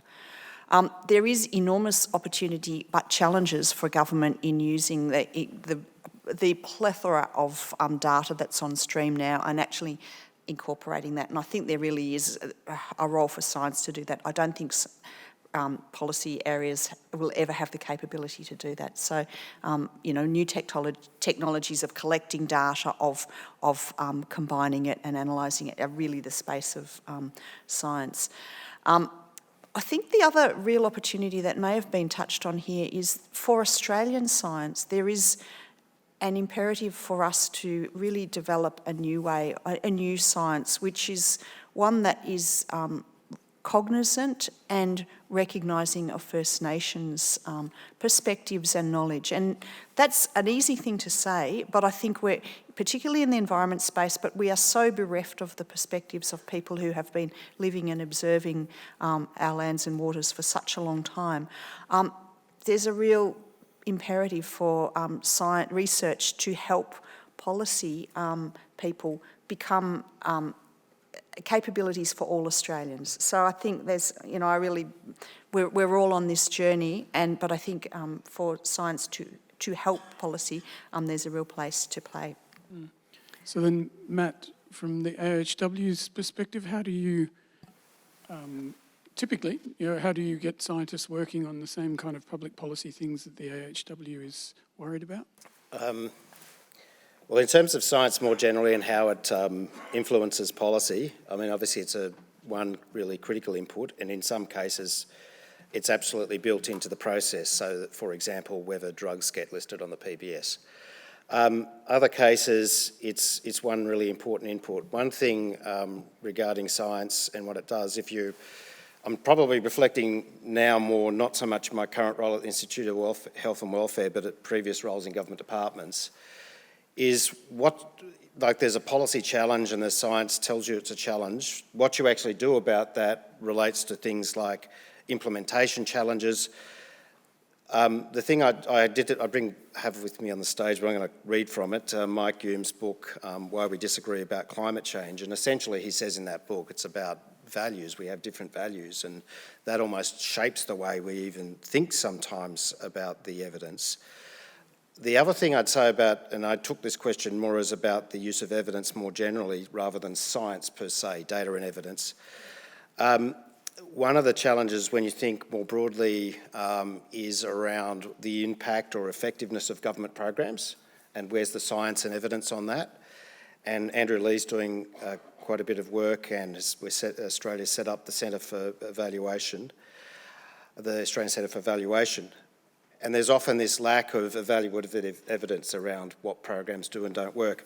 And if you forgive me, I was going to read out a quote from LBJ back in the 60s. He was talking about the Great Society programs, and I think this goes to the culture of trial and error and whether we do that in policy as much as we could. So he said about the Great Society programs, he said, "I wish it had been different. I wish the public had seen the task of ending poverty the same way as they saw the task of going to the moon, where they accepted mistakes as part of the scientific process. I wish they let us experiment with different programs, admitting that some were working better than others. It would have made everything easier. But I knew the moment we said out loud that this or that program was a failure, then the wolves who never wanted us to be successful in the first place, would have torn us down at once, tearing away at every joint, killing our effort before we even had a chance. So, and I think the point I'm making there is that often when we talk about policy solutions and policy answers, there's a degree of certainty that isn't warranted, and there's probably room for a bit more of a scientific approach with evaluation. But if we're going to go down that road, we have to be honest on occasions and say, we don't actually know 100% what the answer here might be. Let's test some different things. We obviously do that with pharmaceutical drugs. We don't always do that in other areas. What a beautiful quote. It would require me to extend my timeline a fair way back if we're going back to the 1960s in the policy frame, but anyway, it was always thus. Phil, you've worked across government and science. From your perspective, is there any ways of doing this better, of aligning the research and public policy imperatives? Yeah, I'll probably try to answer this in two parts as briefly as possible. Firstly, I have in my division at the Department of Health responsibility for the Medical Research Future Fund. So that fund has $650 million worth of annual disbursements, which complements the funding of scientific research into health and medical research of the NHMRC through the Medical Research Endowment Account. So the government spend annually on health and medical research is of the order of $1.5 billion. So it's a pretty significant spend. And it's really interesting, it's broken into two quite different approaches. So the NHMRC program of funding is for investigator-led research, and Tomoko talked about investigator-led research. So that's where you get a lot of that fundamental research, into really, fundamental science and gene technologies, and that's really critical to having a good system. But it was recognised a while ago that we also had an opportunity to, I suppose, encourage scientists to research into national priorities. And that's where the Medical Research Future Fund came in. So that's what we call a priority-driven approach, where the Australian Medical Research Advisory Board actually sets national priorities for the Australian health system and then funds researchers to actually do work which aligns with those priorities. So that's a way that we've actually gone about tackling that problem in a practical setting. It's not always been popular. Certainly not everyone loves the Medical Research Future Fund, but we've just recently been out on a consultation process around governance arrangements for that. And it was actually really interesting and surprising to see both from the research community but also consumers and other groups how much they really valued a priority-driven approach. So I think that that's a really important part of the landscape, an interesting case study. Second quick observation is, even if you are doing research into a really topical piece, a really relevant piece of policy or a national issue, you might not actually influence the debate on it if you don't produce the right sorts of products. So if you focus on producing a peer-reviewed journal article, that may only get you so far. So being willing to actually summarise your results and present your work in a way to the right people is absolutely critical to getting that output. And I actually think the research community is better than they credit themselves with being in terms of doing policy relevant topics. It's just the products where sometimes the translation fails. Great, thanks. So now the question then is, in addressing those challenges, what's the role of public sector data? And do you remember the diagram? What's the arrow between the public sector and the research sector as far as flow of data and information going back and forth? Ginny, just sort of stepping back before we go specifically to the public sector data, what are the developments at the societal level around the expectations of data being shared and being used in science? Yes, I think in your presentation, Adrian, you showed the long arc of all of this happening, and we've been talking about open access, open data for kind of 20 odd years now. There's kind of drivers internationally. There's, for example, for open access, there's around Plan S, OA 2020, and really importantly, there's the Open Science Recommendation, which you touched on and also heard about earlier. So there is now, I think, an international expectation that that we move towards data, open science, open access. The whole open suite of initiatives are really kind of critical to what we're doing. And just to, for those that kind of don't spend their evenings reading the Open Science Recommendation, there are 4 parts to it. So there's open science knowledge, which is around open data and open access. There's open infrastructure, which is really important. And that's really critical because we see, for example, quite a lot of the infrastructure around how we do science is actually increasingly going into the commercial arena. And so it's not truly open and, it's coming under the control of big corporations that, may not necessarily go in the direction that we want them to go in. There's working with societal actors, so Libby spoke a little bit earlier, so citizen science is a really, really critical part of that, and that's been part of conversations. And then integration with open other knowledge systems, and the terminology here is a bit tricky because that includes Indigenous knowledges. Well, I think a lot of Indigenous people would say actually that's not an other knowledge system, that is a knowledge system, and we need to be really careful about the language there. Australia is a signatory to that. Monitoring is now happening. We don't yet have a national approach in Australia to that, and I think that is an issue.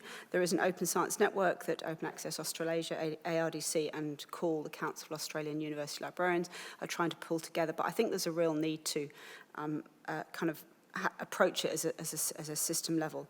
And the third thing I would just say about societal expectations is I think there's an expectation around meaningful implementation of some of the principles we've talked about. So we've talked about the FAIR one, and I think that's sort of for the sector, sector to work on. But the CARE principles are really important, and these came out of the Indigenous Data Governance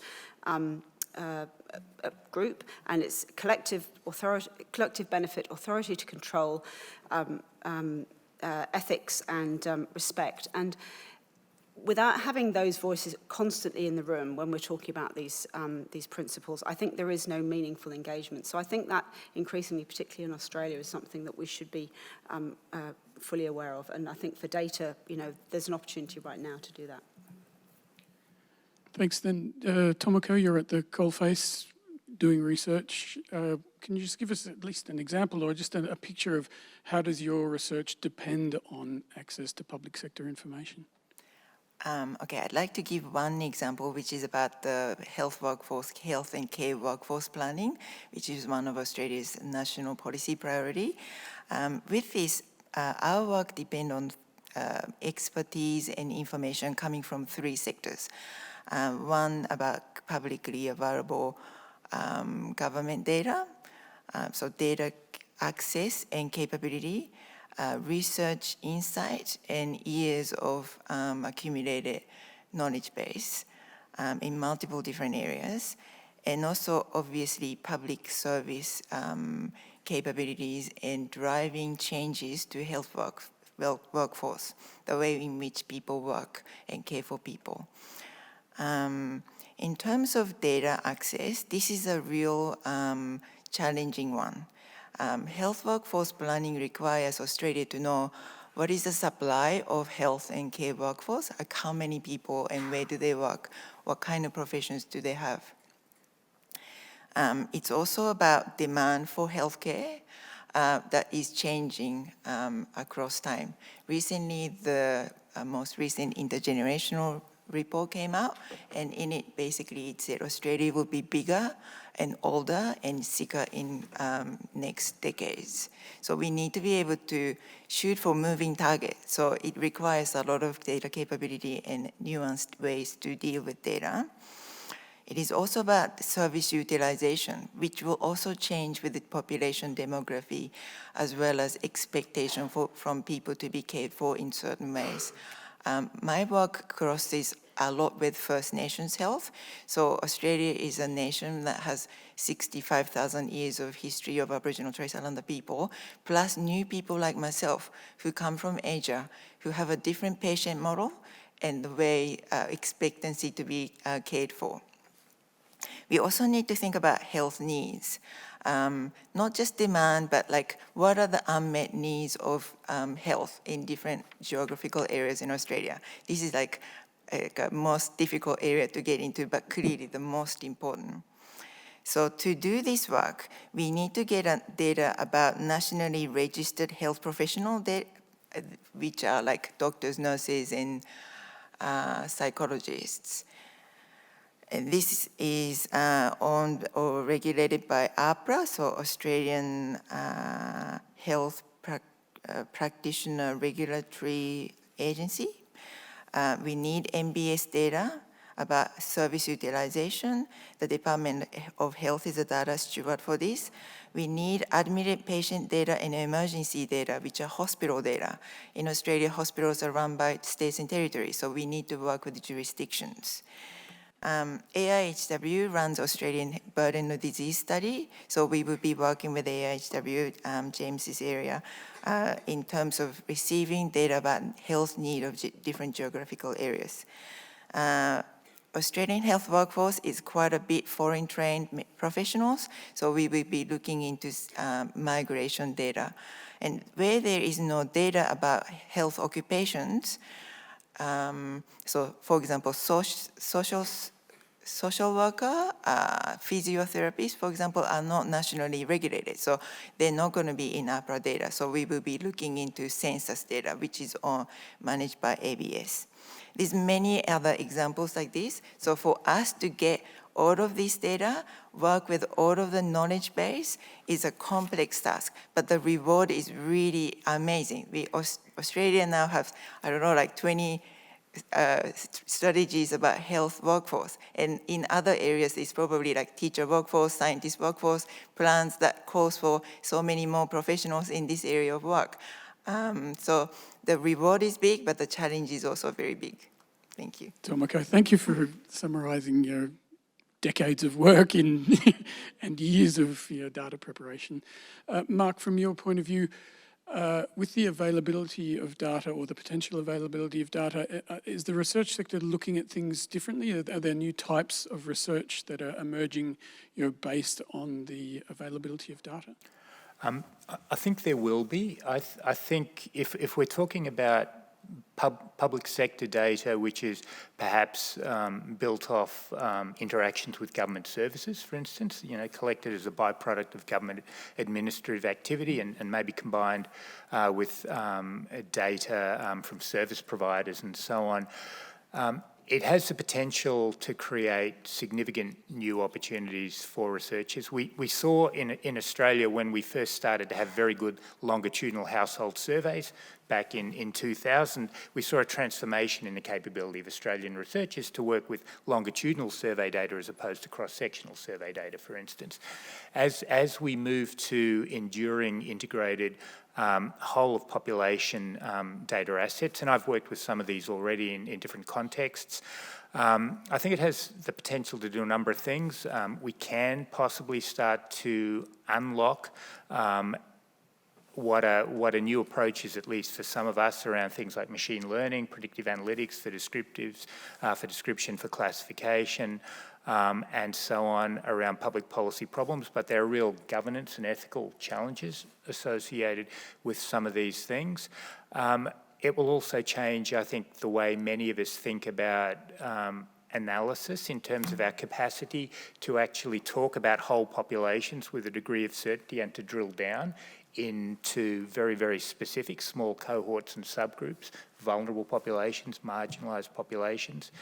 The other area where I think we will see developments is that as we can begin to accurately characterise populations, we can also begin to think about how we build synthetic population structures and then use techniques around simulation and modelling for instance, prediction and forecasting.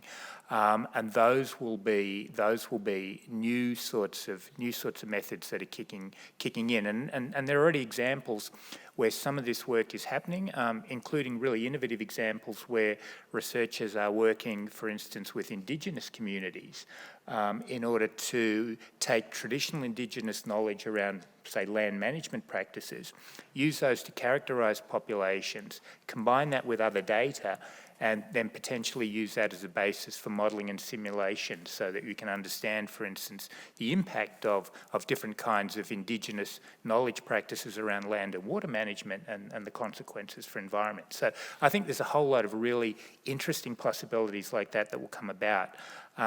I do actually think, although we have some of the building blocks for kind of researcher access and use to some of these kinds of data assets, we're very early on in the piece. We are actually, and there are significant bottlenecks and problems that we need to address along the way to go forward productively. And I won't say what I think those are now, but I guess one of the things that I would say is a solution. I've worked with public sector data on and off now for 15 years probably. I ran a research institute that depended almost entirely on its capacity to work with public sector data and to build good relationships. And the core thing that we haven't sort of talked about, I think, to this point, is the importance, if we want to create this engagement around public policy, is the importance of real partnering. The importance, in fact, of not seeing kind of, university researchers and policymakers or university researchers and society, not seeing these as disconnected kind of spheres. And we need to think about ways to create connectedness, including in our institutions and our research practice and our models of governance, so that we can identify common problems, common objectives out of working together, and also the recognition that we'll have different objectives for working together as well. And I think it's this idea of partnering that is really sort of critical to going forward. Yes, absolutely. So then, Jane, we can see there the dependency of research on this kind of information. I'm just wondering, how does the government see itself in that system? Does it, and why has the government decided to create something like Environment Information Australia, and and who's that information for? So the government is certainly very focused on increased transparency and accountability, and I think a lot of the new initiatives like Environment Information Australia are around providing national data, government data to the people in all sectors and walks of life. The environment sector is definitely the poor cousin of the health sector, and there's been significantly less investment, but also consideration of environmental information, data and information in public policy. So we're several decades behind, but EIA has been established to rectify that.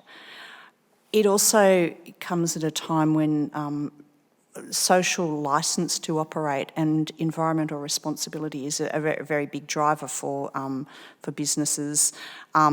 So it's meeting the opportunity and the enthusiasm about sharing data across sectors. So it's sort of a very timely thing.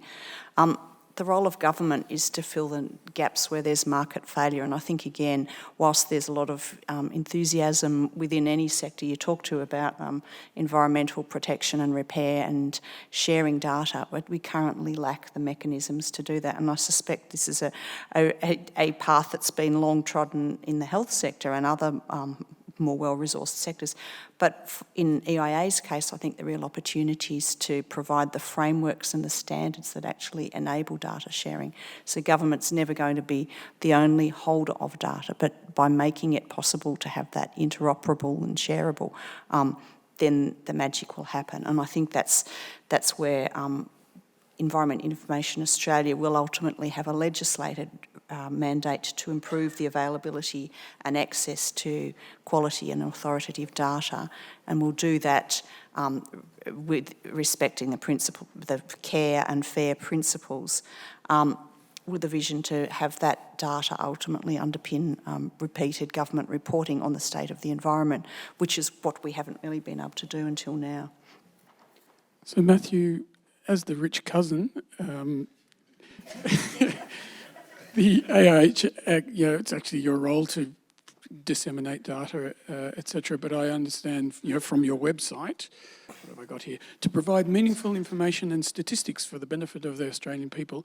But you had a lot of different stakeholders that you're delivering that information to. Governments, several tiers of government, research sector, private sector, the general public. How do you balance, that role of your different stakeholders that you're providing information to? So the first thing I would say is there's a lot of work to get the data in the form you need. So data standards work. So the one thing that characterises the Institute of Health and Welfare is much of the data we have is state and territory data. We try to bring it together in a consistent form through what we call national minimum data sets. A lot of work done to do that. So to answer your question then, having said that, don't know whether we're as rich as we could be, but we are the Institute of Health and Welfare as well, not just health. But really, I'd say on that we're focused on people data, and people are in all of those systems.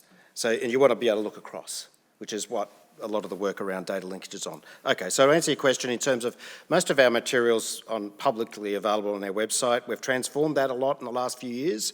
We've moved away from sort of PDF type reports that are quite long towards interactive Tableau presentations. We provide the data that people can download. We also, though, have some cubes, and we want to do more of that. That is using something like, it's called SuperWeb 2, the product. It's a bit like it's the product that the ABS's Table Builder is built on. We do have some secure sites. We do securely share data within government. So, for example, at the height of COVID-19 on mental health, we were sharing data with the states and territories and vice versa weekly. They were sharing some of their data on ED presentations for mental health, admissions to mental health units, community mental health. We were bringing together the data from the crisis lines consistently across Australia through us, rather than every jurisdiction asking for it separately. Shared that data in a secure site, talked about it every week. I could talk a lot more about those sort of secure things. We're continuing to do that, but that's now monthly. We also provide data to primary health network members.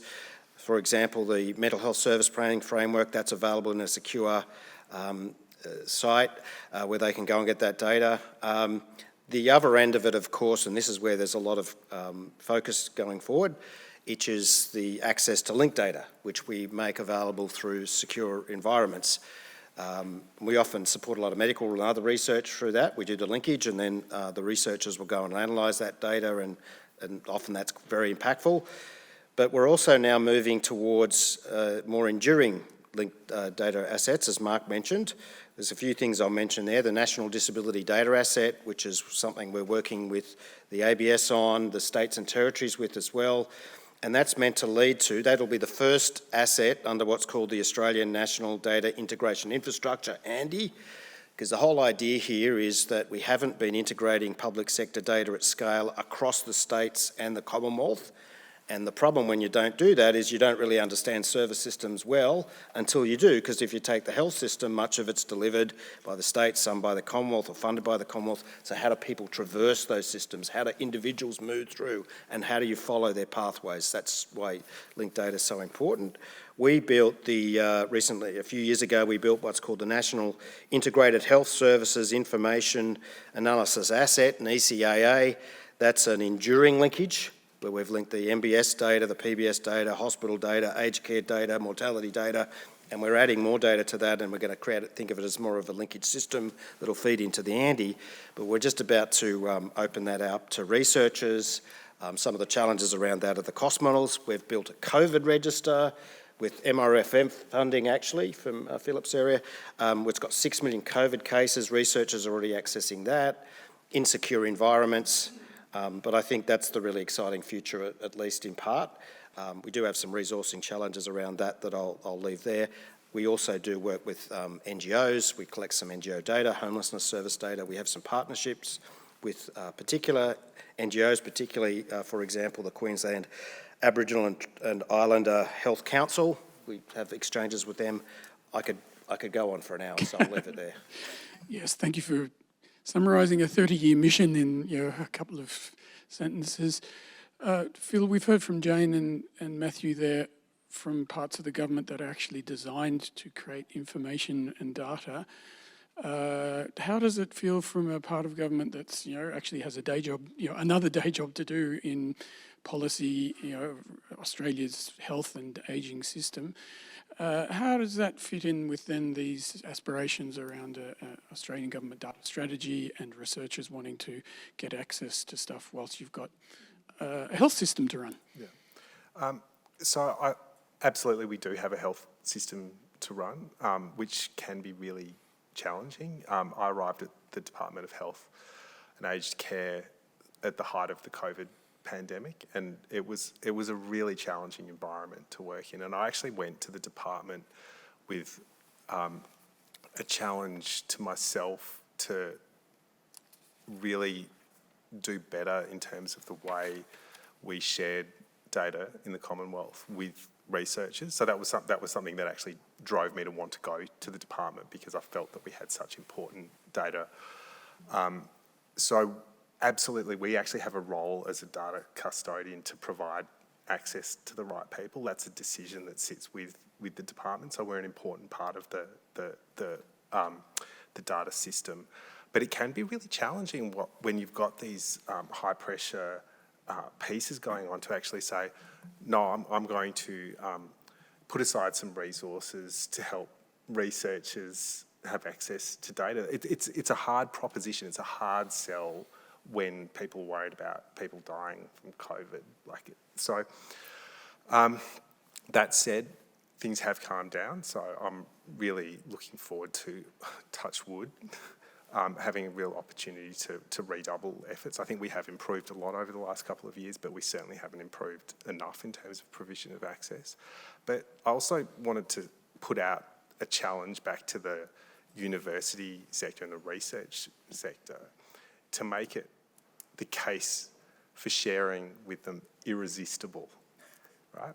So the quality, the relevance and the timeliness of what comes out of the sector is so apparent that it's impossible not to provide that data, and that it's clear that we're missing out.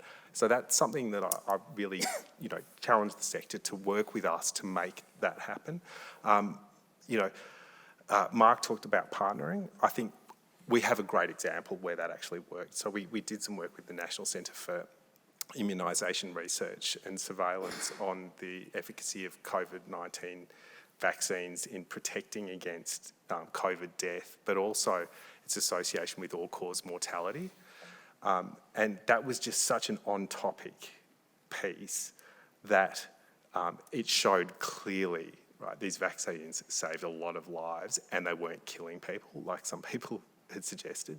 And, we were saying the Chief Medical Officer and I had that entered into Hansard, a dozen times while it was within 1 week of it being in preprint. So this was driving the debate. So something like that, I can use that to drive an agenda, and we need more examples like that. Yes, absolutely. We were talking before the break about the kind of impact policy and the data policy. Actually, they really are intertwined. So Mark and Tomoko, from the coalface, what happens when you try to access, data from the public sector, or data from all the different sectors you're trying to do there? Just walk us through, what's the workflow of finding, accessing, cleaning, using, etc. Well, I think you've kind of described it, but I think it depends what kind of data product we're talking about, right? So there clearly are some data assets which are created by the public sector, or by the public sector drawing on other data sets, which are created to be sort of research ready and available, and are more or less sort of open, certainly open to qualified researchers, and we have easy mechanisms of getting those, and that's straightforward. I've had projects involving particularly sensitive data that have also been exceedingly straightforward, sensitive government data, where I've had bespoke data assets sort of that had to be developed inside government and handed over, and under a number of possible arrangements with government, and we've received those data assets really, really straightforwardly. I've had requests for bespoke data assets that were not sensitive and really didn't contain identifying or personal information, where I have waited years to secure access to data. So the sort of, I mean, the preconditions are obviously that we have the right institutional frameworks and that, you know, we have kind of researchers who are approved and purposes that are approved. And, you know, if we think about, if we want to approach it through the 5 Safes framework, that's one way to think through it. But what's really made the difference between whether or not we get data in a timely fashion or not, frankly, is whether the data providers and the data custodians want to give it to us and are resourced to give it to us. And you know, and that's partly a function of there being the right sort of enabling environment, so a legislative, you know, kind of framework like the Data Availability and Transparency Act, but it's not only that. You know, if what we're requiring is work that government agencies have to undertake on top of their normal sort of business, and they're not resourced to do it, then it's very, very difficult. If there is a data retentive culture in an organisation, despite a kind of a legislative or a, you know, a regulatory kind of framework that enables data sharing, it's very, very difficult. And we have seen in Australia, you know, the sort of the turnaround, I guess, in the view about whether or not you can release public sector data to researchers. You know, we went from having what was essentially a data retentive kind of mindset to a data sharing mindset.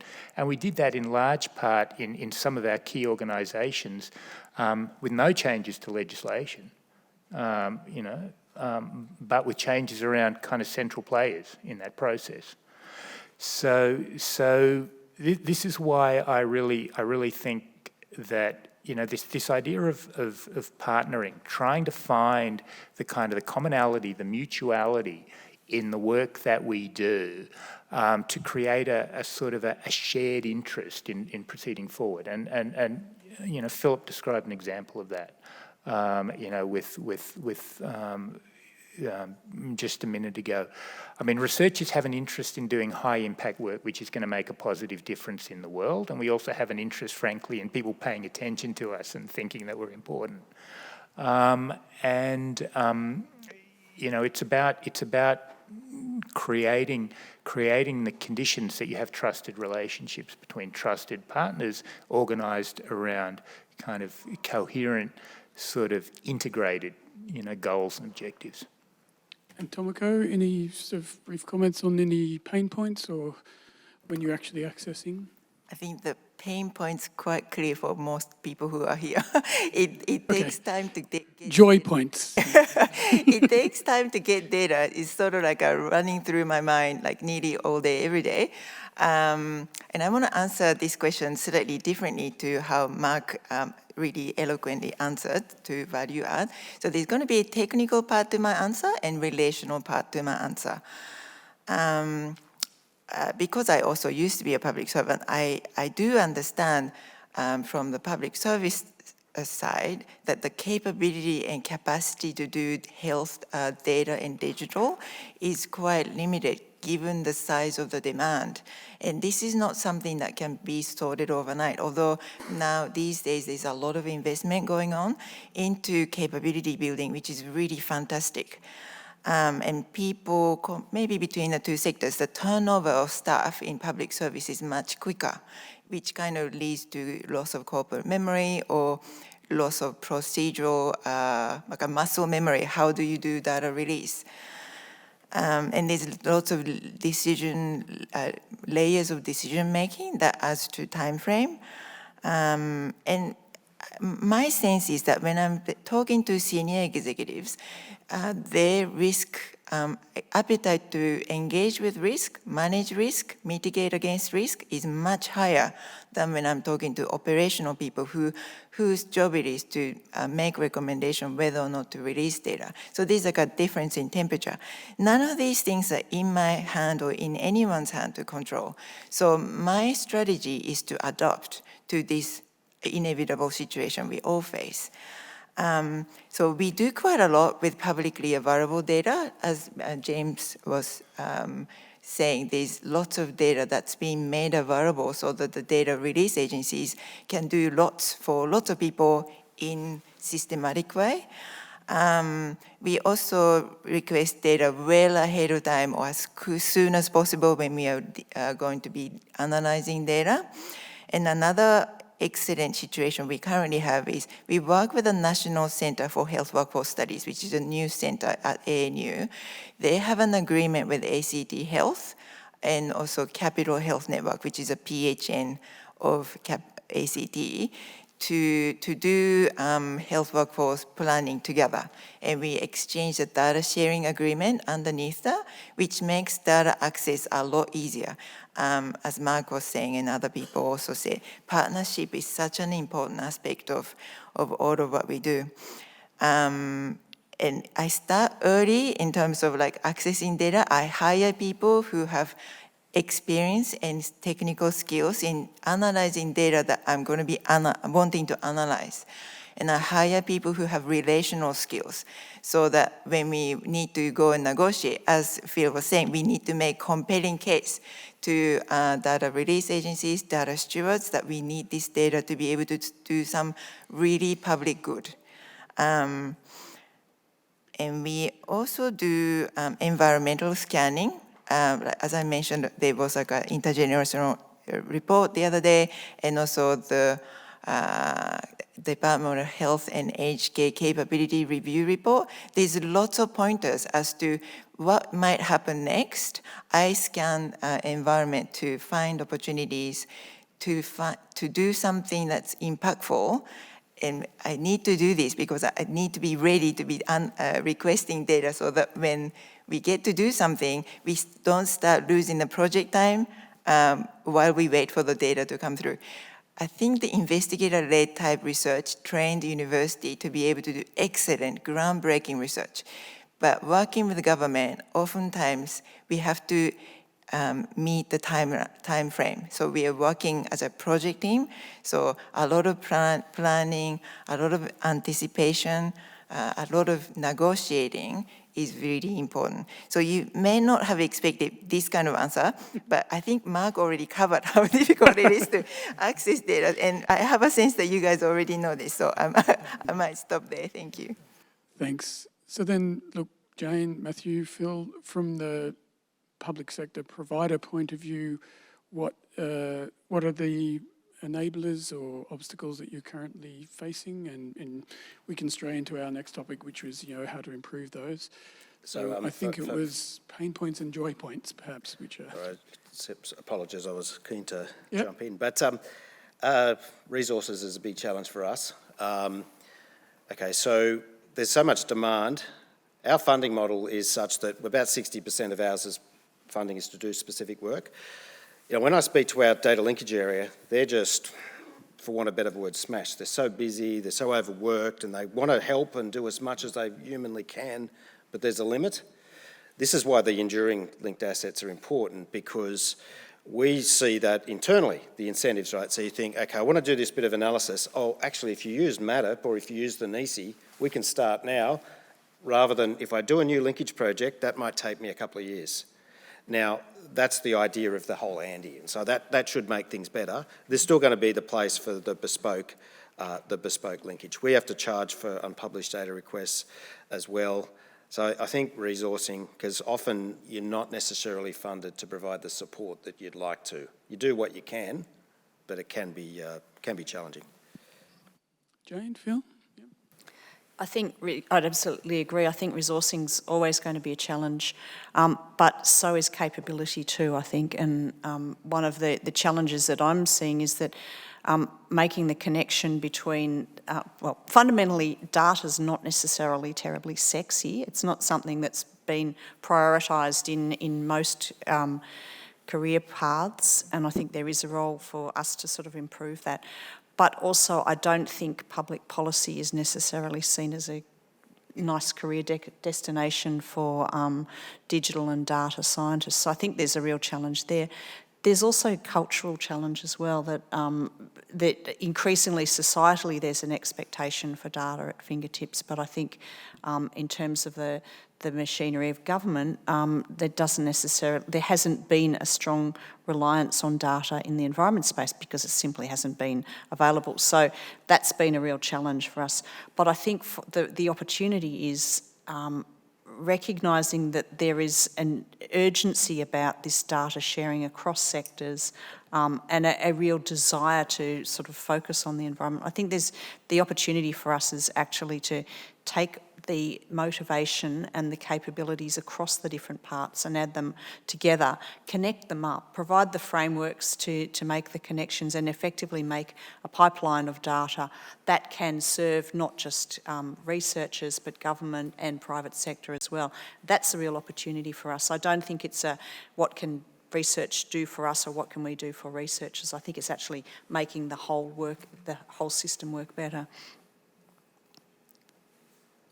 Yeah, so just listening to what everyone has said in response to this question is interesting. So I've sort of thought of it in terms of, I want to take a positive view to this. So think about what's actually possible and what might support really good things happening. So we've talked about priorities, right? So if we can identify and work with researchers on priority areas, that's really a really powerful thing to be able to do. And like Mark said, I think the partnerships that come from those priorities, so forming a partnership around something which is genuinely a priority area. And when that happens, you then form pathways, right? So you can see I'm doing this thing with lots of P's in it at the moment. But pathways in government are really, really important, pathfinders, because we're pretty bad at doing something first time round, but we're really good doing it for the 5th, 10th, 20th time. We get really good at it, and we get good at it quickly. And that's something that we can actually work on, we can build on. So if you create those pathways, you then set precedent. And precedent is everything. Tomoko used a really nice term for it, which is muscle memory. And we build it really quickly. So once a pathway's been set, once a precedent's been set, you can do good things. And that's where I've found a lot of the sort of gains that we've had in sharing have been through a partnership that's led to a precedent. And then we in government say, well, actually we can do this and it actually produce something useful. Let's normalise it. So that for me is the area of hope, that if we can keep working together in partnership, that we will continue to normalise better data sharing. Yeah, terrific. Do you remember the diagram before the break? It had that arrow, and it's kind of being forged individually all over the place, but if we can turn that into a pathway and a process, then I think there really is, as you say, a lot of hope there. And there's some examples for us where researchers directly work with us to help us with our work program. So that's another example of partnership where you actually collectively do something. We have a task. How can you help us do that task? And that comes from partnerships and mutual benefit. Sometimes you find when you talk to researchers, I always end up having to say, well, I'll partner with you on this, we've got this task, as long as you can help me do the task. If you help me do the task, absolutely, but if you want to do something else that's not related to the task, well, I'm probably going to be a little less interested. But, I mean, so there's that degree of flexibility as well. There's broader issues around us making more data available in a readily available form, because it does take a long time often to access data, as we've all discussed. So we're sort of merging now, so if there's any questions start thinking about your questions, we're about to go into that, but as we taper off from the panel here, any thoughts there about those partnerships being part of the way we can improve things into the future? Happy for now to be you to jump onto the mics as you like there, but how do we make those partnerships and pathways more industrial, or I suppose, or more thoughtful rather than just ad hoc and cottage industry? So I do think trying to align with priorities, as Philip said, is important, and we are moving, in the research and innovation system in Australia to one where there are lots of sets of priorities, but that the new science and research priorities, the draft ones which are out, I think will probably also be linked to investment in research, and there's an opportunity there to think about then how all research sort of fits within a broad set of domain challenges. And one of the things I guess that I would also want to say is that we sometimes think that this kind of partnership idea is antithetical to basic science or discovery science or fundamental research. In my experience, it's certainly not.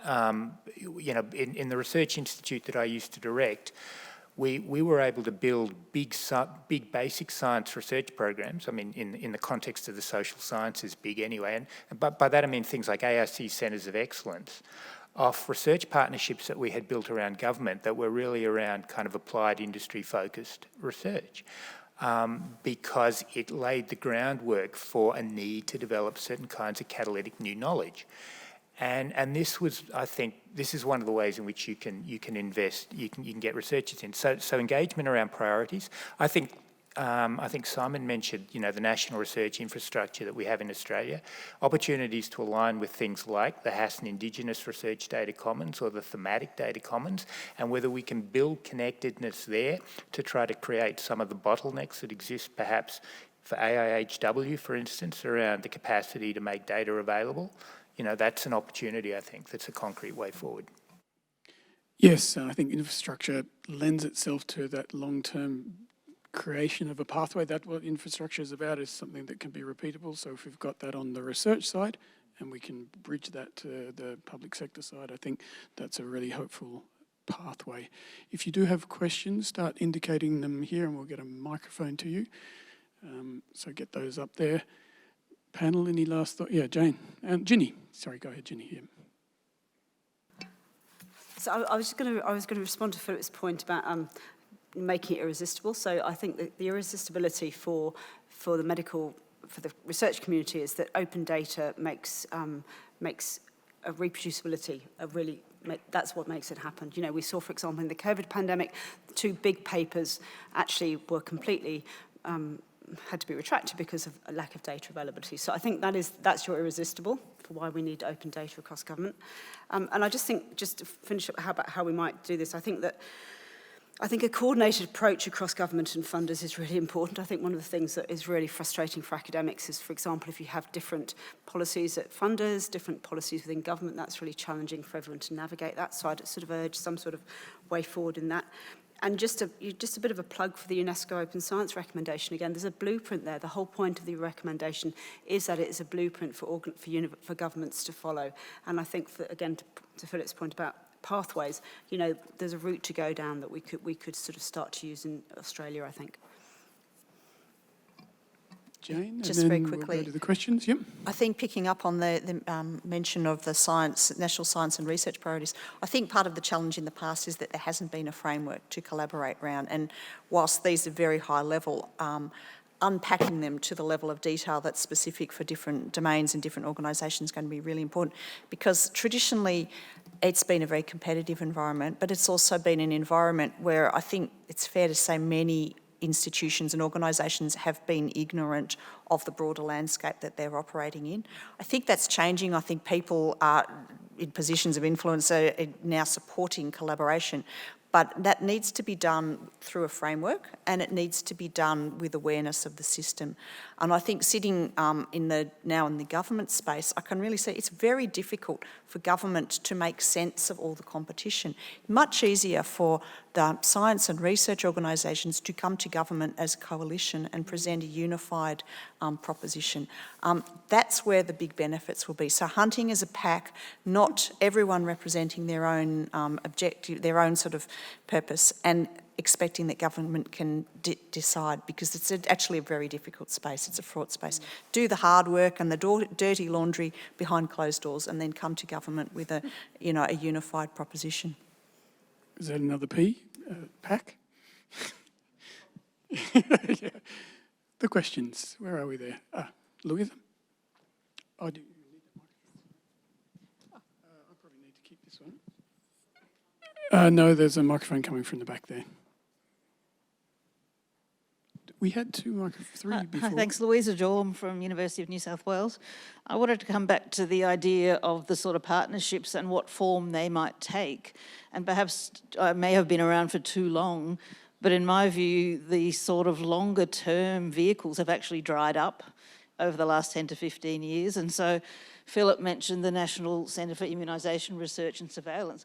That's one of the few that actually has had for a very long time quite substantial Commonwealth government funding. And that meant it was there, it had capacity, and it could actually react when we had COVID.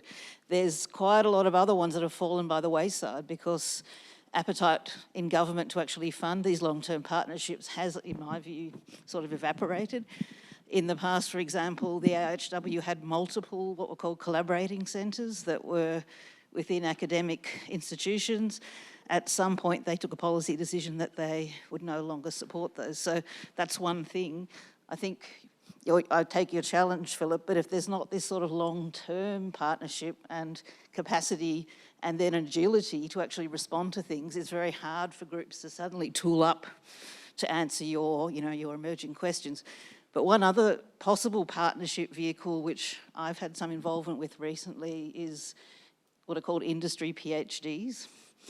And I've had 3 industry PhD candidates who are actually through the CSIRO industry PhD program. And they were all public sector industry partners.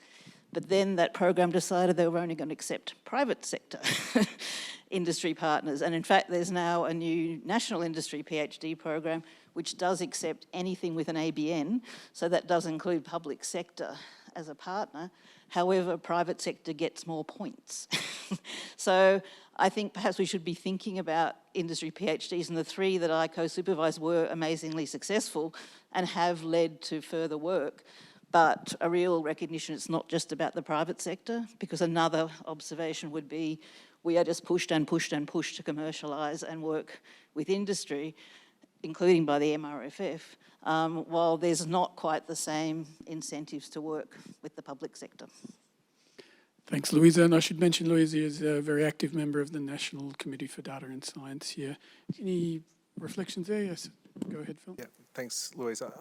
I think, I agree, by the way, that the PhD program is absolutely brilliant. And I think, one of the things that's been working really well for us in the department is that we're actually sort of creating virtual teams with researchers from a range of different universities, and that's not part of these people are often experienced researchers, and they're actually sitting with my teams working as one. So that's a fantastic kind of embedding approach. But it is interesting what you say. It's a real challenge because at the moment we've had successes with me offering, I suppose, ad hoc funding for immediate needs, and that's worked quite nicely, but then that's hard for a university to invest in capability over time. So I acknowledge that's a real challenge.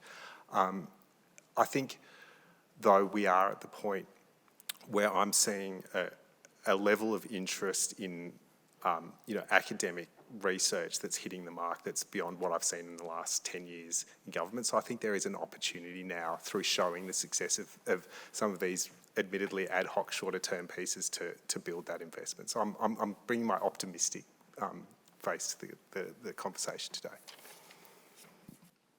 Any further responses, Jane? And then Simon? I totally sort of agree too. There has been it is really challenging at the moment for long-term funding. I hope that will change. I think part of the solution is in really amplifying the impact of research. And I think that the problem is for the non-science world, understanding what science actually does and why it's worth funding is often really difficult.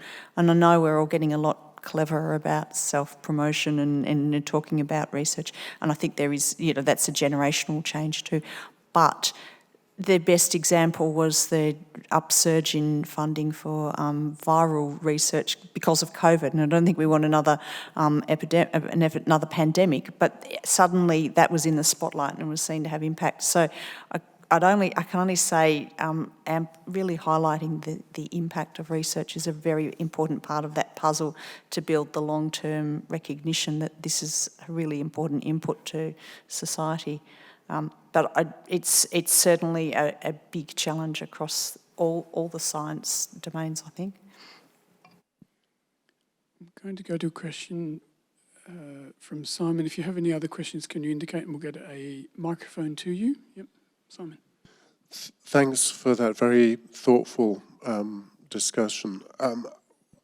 What I wanted to ask about was what Philip and Tomoko mentioned in terms of muscle memory and those procedures that become then embedded as a process whereby you can share data and engage in research projects,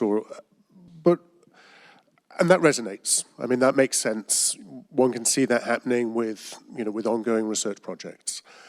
But what I was a little bit surprised about, perhaps I got the wrong impression, was that sounded very much in responsive mode. And I think that seemed to be reinforced by what Jane said about come to us together, hunt in packs, ask us. And that struck me as slightly more one-directional than would be ideal. And in terms of P's for partnership, one would have thought that government, as well government agencies, would have questions that they want to be answered.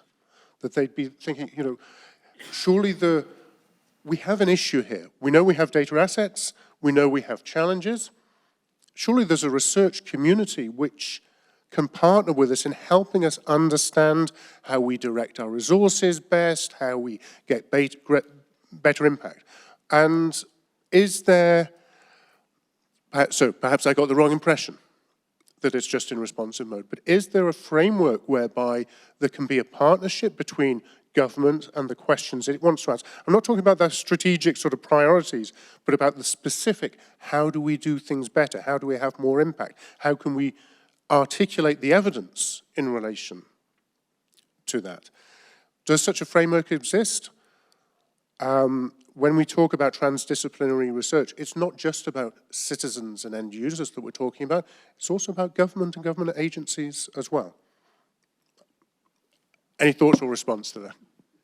I'm happy to answer that. I mean, I tried to touch on that issue in my first response when I said partners have the best problems, best questions. The Research Institute that I used to direct at the University of Queensland worked almost exclusively on questions that were put to us by partners, and there are a variety of ways, and by that I particularly mean government, but not just government, NGOs and industry as well. In government, we did have frameworks in place where we could put in place enduring multi-year agreements, and then we could identify work programs underneath those that were more or less sort of formalised, and we could enact those. Now there used to be many, many more of those in government, between government and universities, and they used to last longer, and there used to be more money attached to them. But that was certainly a vehicle, but it tended to be agency and department specific, and it tended not to be for large kind of high-level strategic questions, but for much more kind of operational sort of work that needed to be turned around relatively quickly. What we had to do in the university was to build a fit-for-purpose research institution that had the workforce and the capability and the supports to be able to respond to that. And one of the things that it meant is that we had to hire researchers who are comfortable working outside their intellectual comfort zones in ways that might be unfamiliar to them. And, we would bring sometimes people with stellar academic research records in, and we would put them before an industry partner around an industry problem, and they would be like, a kangaroo caught or a deer caught in the headlights, and we would, and so we also needed to retrain researchers, but there are models, and I do think, frankly, that I believe this genuinely. If you want to have impact as a researcher, the best thing you can do is you can work on questions that the people who are responsible for implementing your research want you to address. That is really the thing. And you can do that, and you can get scientific discovery. You can, as I said, you can field test your research under real conditions because it's got to work in the real world. And the sort of the challenges and the possibility for scientific and disciplinary sort of reinvigoration and the capacity to create those precedents which will unlock more resources and more data, I think is really important. Any other thoughts from the panel? Okay. I want to say something. Keep going. So let's see. So going back to your question, I would like to say data release of administrative data is one of the priorities for the government agencies, where there are lots of other priorities. So that chews up, like we are competing with other priorities. So that makes, like, operationally very hard to achieve, although I share the same passion and frustration with you. And I do believe, I've been doing Australian health data for 25 years. And in that time, Australia went from, let's collect data just in case we need them and store them away for safekeeping, to, okay, we can animate the data, we can understand who Australia is and how Australia operates by using data. That's a relatively recent development. And in government, as I work there, we are all small cog in a big system. So in order for a big system to turn around, it takes a long time. And almost like, if I can use an analogy, stars have to align. Like, individuals have a different motivation, different risk appetite, and they all have to line up in like a chain of command to be able to make a big change. So I think at the moment, things are going in a really good direction, but it's the legacy of, like, store things away and not being able to find it again to, like, okay, quickly, we need to know about spreading disease or infectious disease. So that's a very recent thing, I think, in Australia. Thank you. Matthew? One thing I'd add, I think it's helped. A lot of the government agencies, Commonwealth agencies at least, have now got chief data officers, and they're taking data a lot more seriously. And you can see that Philip and I are part of this group, Data Champions Executive, and some of the agencies talk about how data's being used so much more in their agencies. So that's an important starting point. When you start doing that within an agency, then you've got to think, well, the agency itself isn't going to always have the resource to analyse it. Then they have to start thinking, well, how do I get the partnerships to actually analyse it better? You've got to create the incentive structure. So in the past, I always thought that working in a data area in a department wasn't necessarily career enhancing.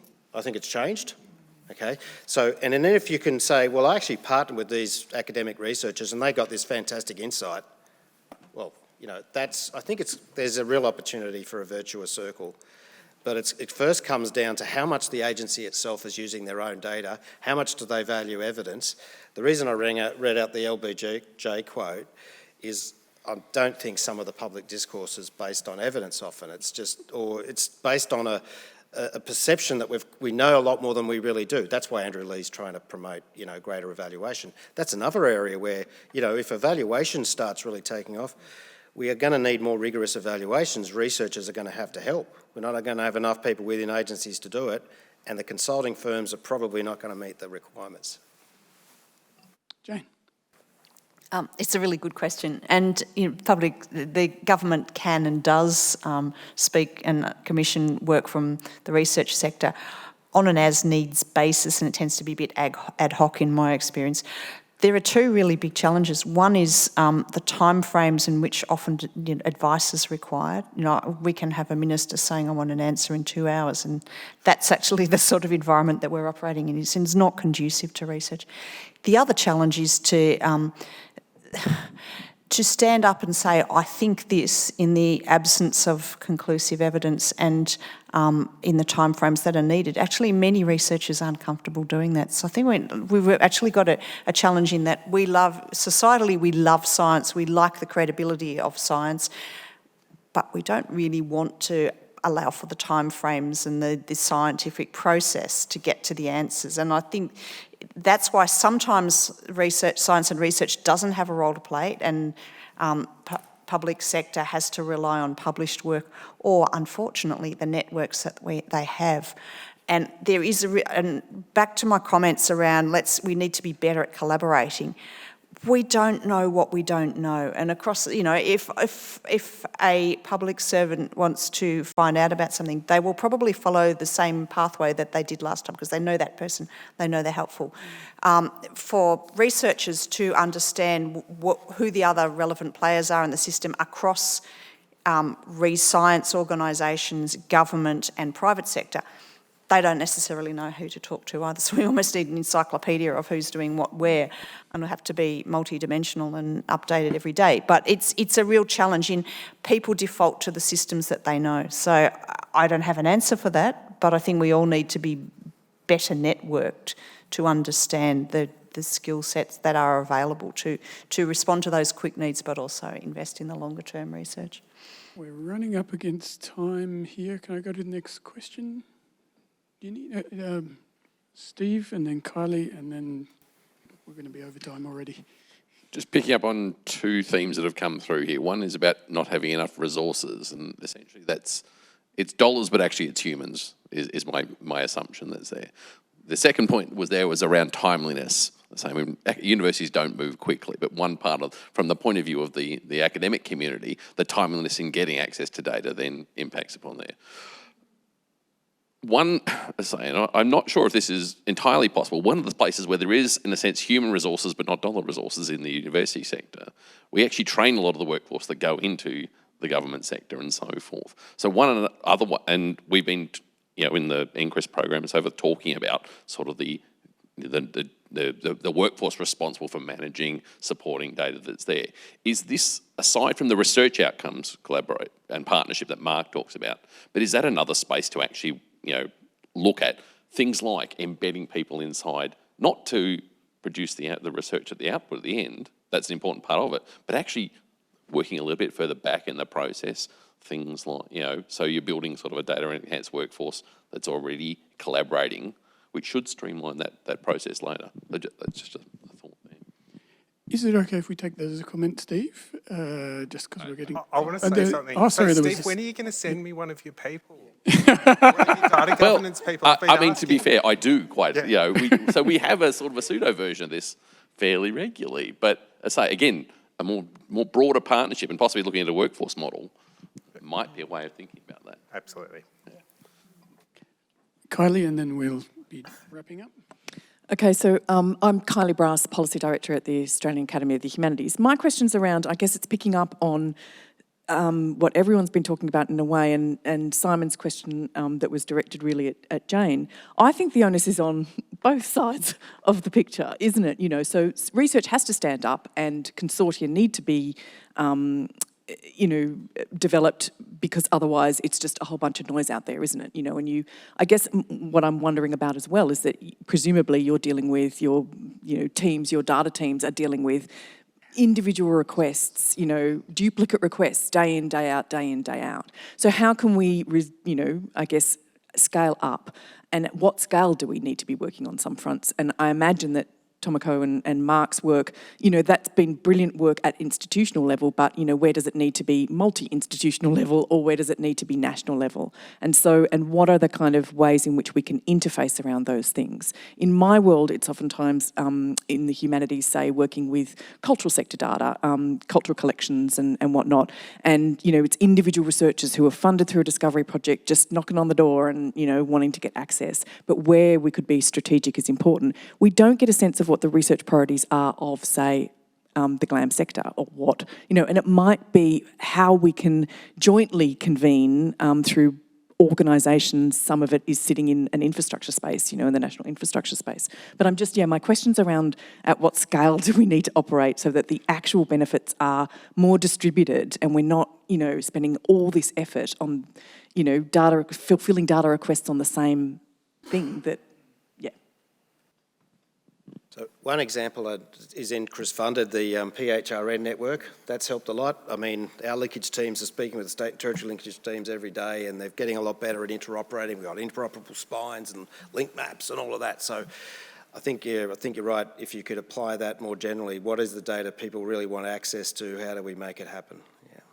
Yeah, I agree with that. I think we need to think about how we build national data infrastructure which can appropriately serve whole research communities. And I once made a suggestion to the ARC, which they didn't adopt because the research sector, frankly, would have killed me, which was it should not be possible, I think, to apply for an ARC discovery grant to collect new primary data if government is already collecting that data. And I actually thought, because you couldn't, frankly, produce data that would be comparable in quality or scale or scope if you were duplicating. Now, I think we need to think really about the investment in ways like that. But that does involve, because research communities are at different levels of their capacity to engage with these ideas, that does involve bringing research communities along rather than forcing them to comply. We're just about to wrap up here. Ginny, did you have any, I forgot to cut to you last time, any final thoughts before we go to Simon for wrap up? No, I think I've been reflecting on what's been said, and the thing that struck me, I think, the role that I kind of sit at the moment, particularly at the MJA, is around the research translation bit of it, and that I think is the bit that it seems to me I'm hearing is missing. How are we actually talking about the research that's being done? How are we kind of translating all these fantastic data projects out more widely? And I think I'm interested in exploring that as a kind of key part of it. Thanks, and acknowledging yet another very active member of the National Committee for Data and Science at the Academy of Science. Thanks, Ginny. Matt, did you want to have the last word? I was just going to say, sometimes I was talking to somebody yesterday about our work on cancer, because sometimes the work we do doesn't get recognised because if it's not in journals. So we've done things like occasionally do a journal article on our research on cancer or something else. So I think there's some space to talk about it there, because there's some of the modelling work and other things that we do that possibly people don't know about, and you could build on. And some of that involves researchers, or we get researchers to do it with us. I've got two things to do here. I'm inviting Simon to come down and just some reflections from the outside on our conversation, and the photographer, wherever he was, said, could the panel all please look at the camera this time, because you're not looking at the camera when he takes his pictures.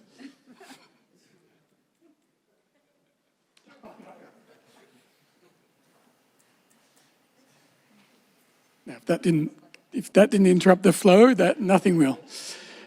Simon, you've seen our deliberations here down under. What are your thoughts? I mean, I don't want to do that sort of wrap up. I mean, but I will sort of share some reflections. I mean, I think building on what you said about the policy developments, I think it is really important that we think about impact, and we think about impact in a very different way than the impact factor, the H factor, etc., about real impact on the ground, change. And thinking about what Ginny said about translation, something I think we've learned very clearly, and which is in a lot of methodological documents, is that translation starts not with the outputs of research and then how do we implement it. It starts way, way, way upstream with that partnership with government, with stakeholders, with industry, whatever it is, in that research design for impact, rather than, how do we take the outputs of research and make them useful. So I think that's the theme that I would stress, that partnership. And I have to say, I really liked what Steve said about embedded colleagues. Because I don't think it should just be science advice. It shouldn't just be, oh, what do we do about this? What is the science advice? And colleagues relayed some of the challenges with that, which are completely understandable. But I think it should be a little bit more holistic, and again, upstream, a genuine partnership with government.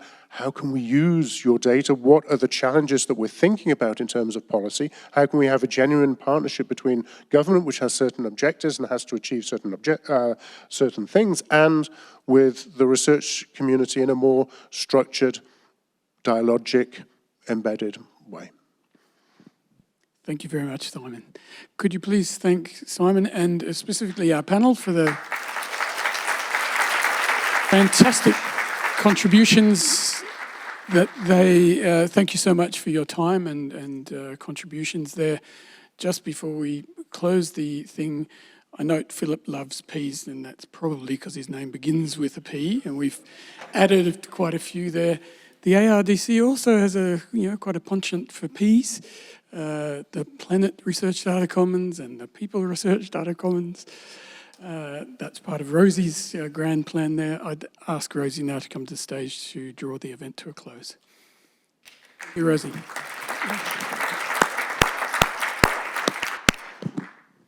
Yes, we can have a lot of fun with peas. Thank you for joining us today. And I'm going to take us back just for a moment. I'm going off script, so Adrian's going to go like this in a minute. But We came here to talk about data for the people. And there was one phrase I heard from Tomoko this morning where she described the data as being used for us to understand who Australia is and how Australia operates. And I thought that was really beautiful. Really stuck with me. I loved the way that Mark spoke about, in a very measured way, we need a shared interest in proceeding. But I love the word irresistible. How do we get to that? Well, we do that through science missions for sustainability, which is where Simon started us off today. So really looking at the vehicles that can bring all sides of this partnership together to tackle those societal challenges. So my thanks to our presenters, to Simon, to Adrian. My thanks to our panellists, to Ginny, to Jane, to Phil, Tomoko, Mark and Matthew. Our thanks to all of you, the participants, but I particularly want to thank two people behind the scenes. I haven't found a word beginning with P for behind the scenes. Imperceptible was the best I could manage. Rosanna Shamsuddin from the Academy. I don't know if you're in the room, Rosanna, but my heartfelt thanks to you, and Shannon Callahan from the ARDC. Thank you very much.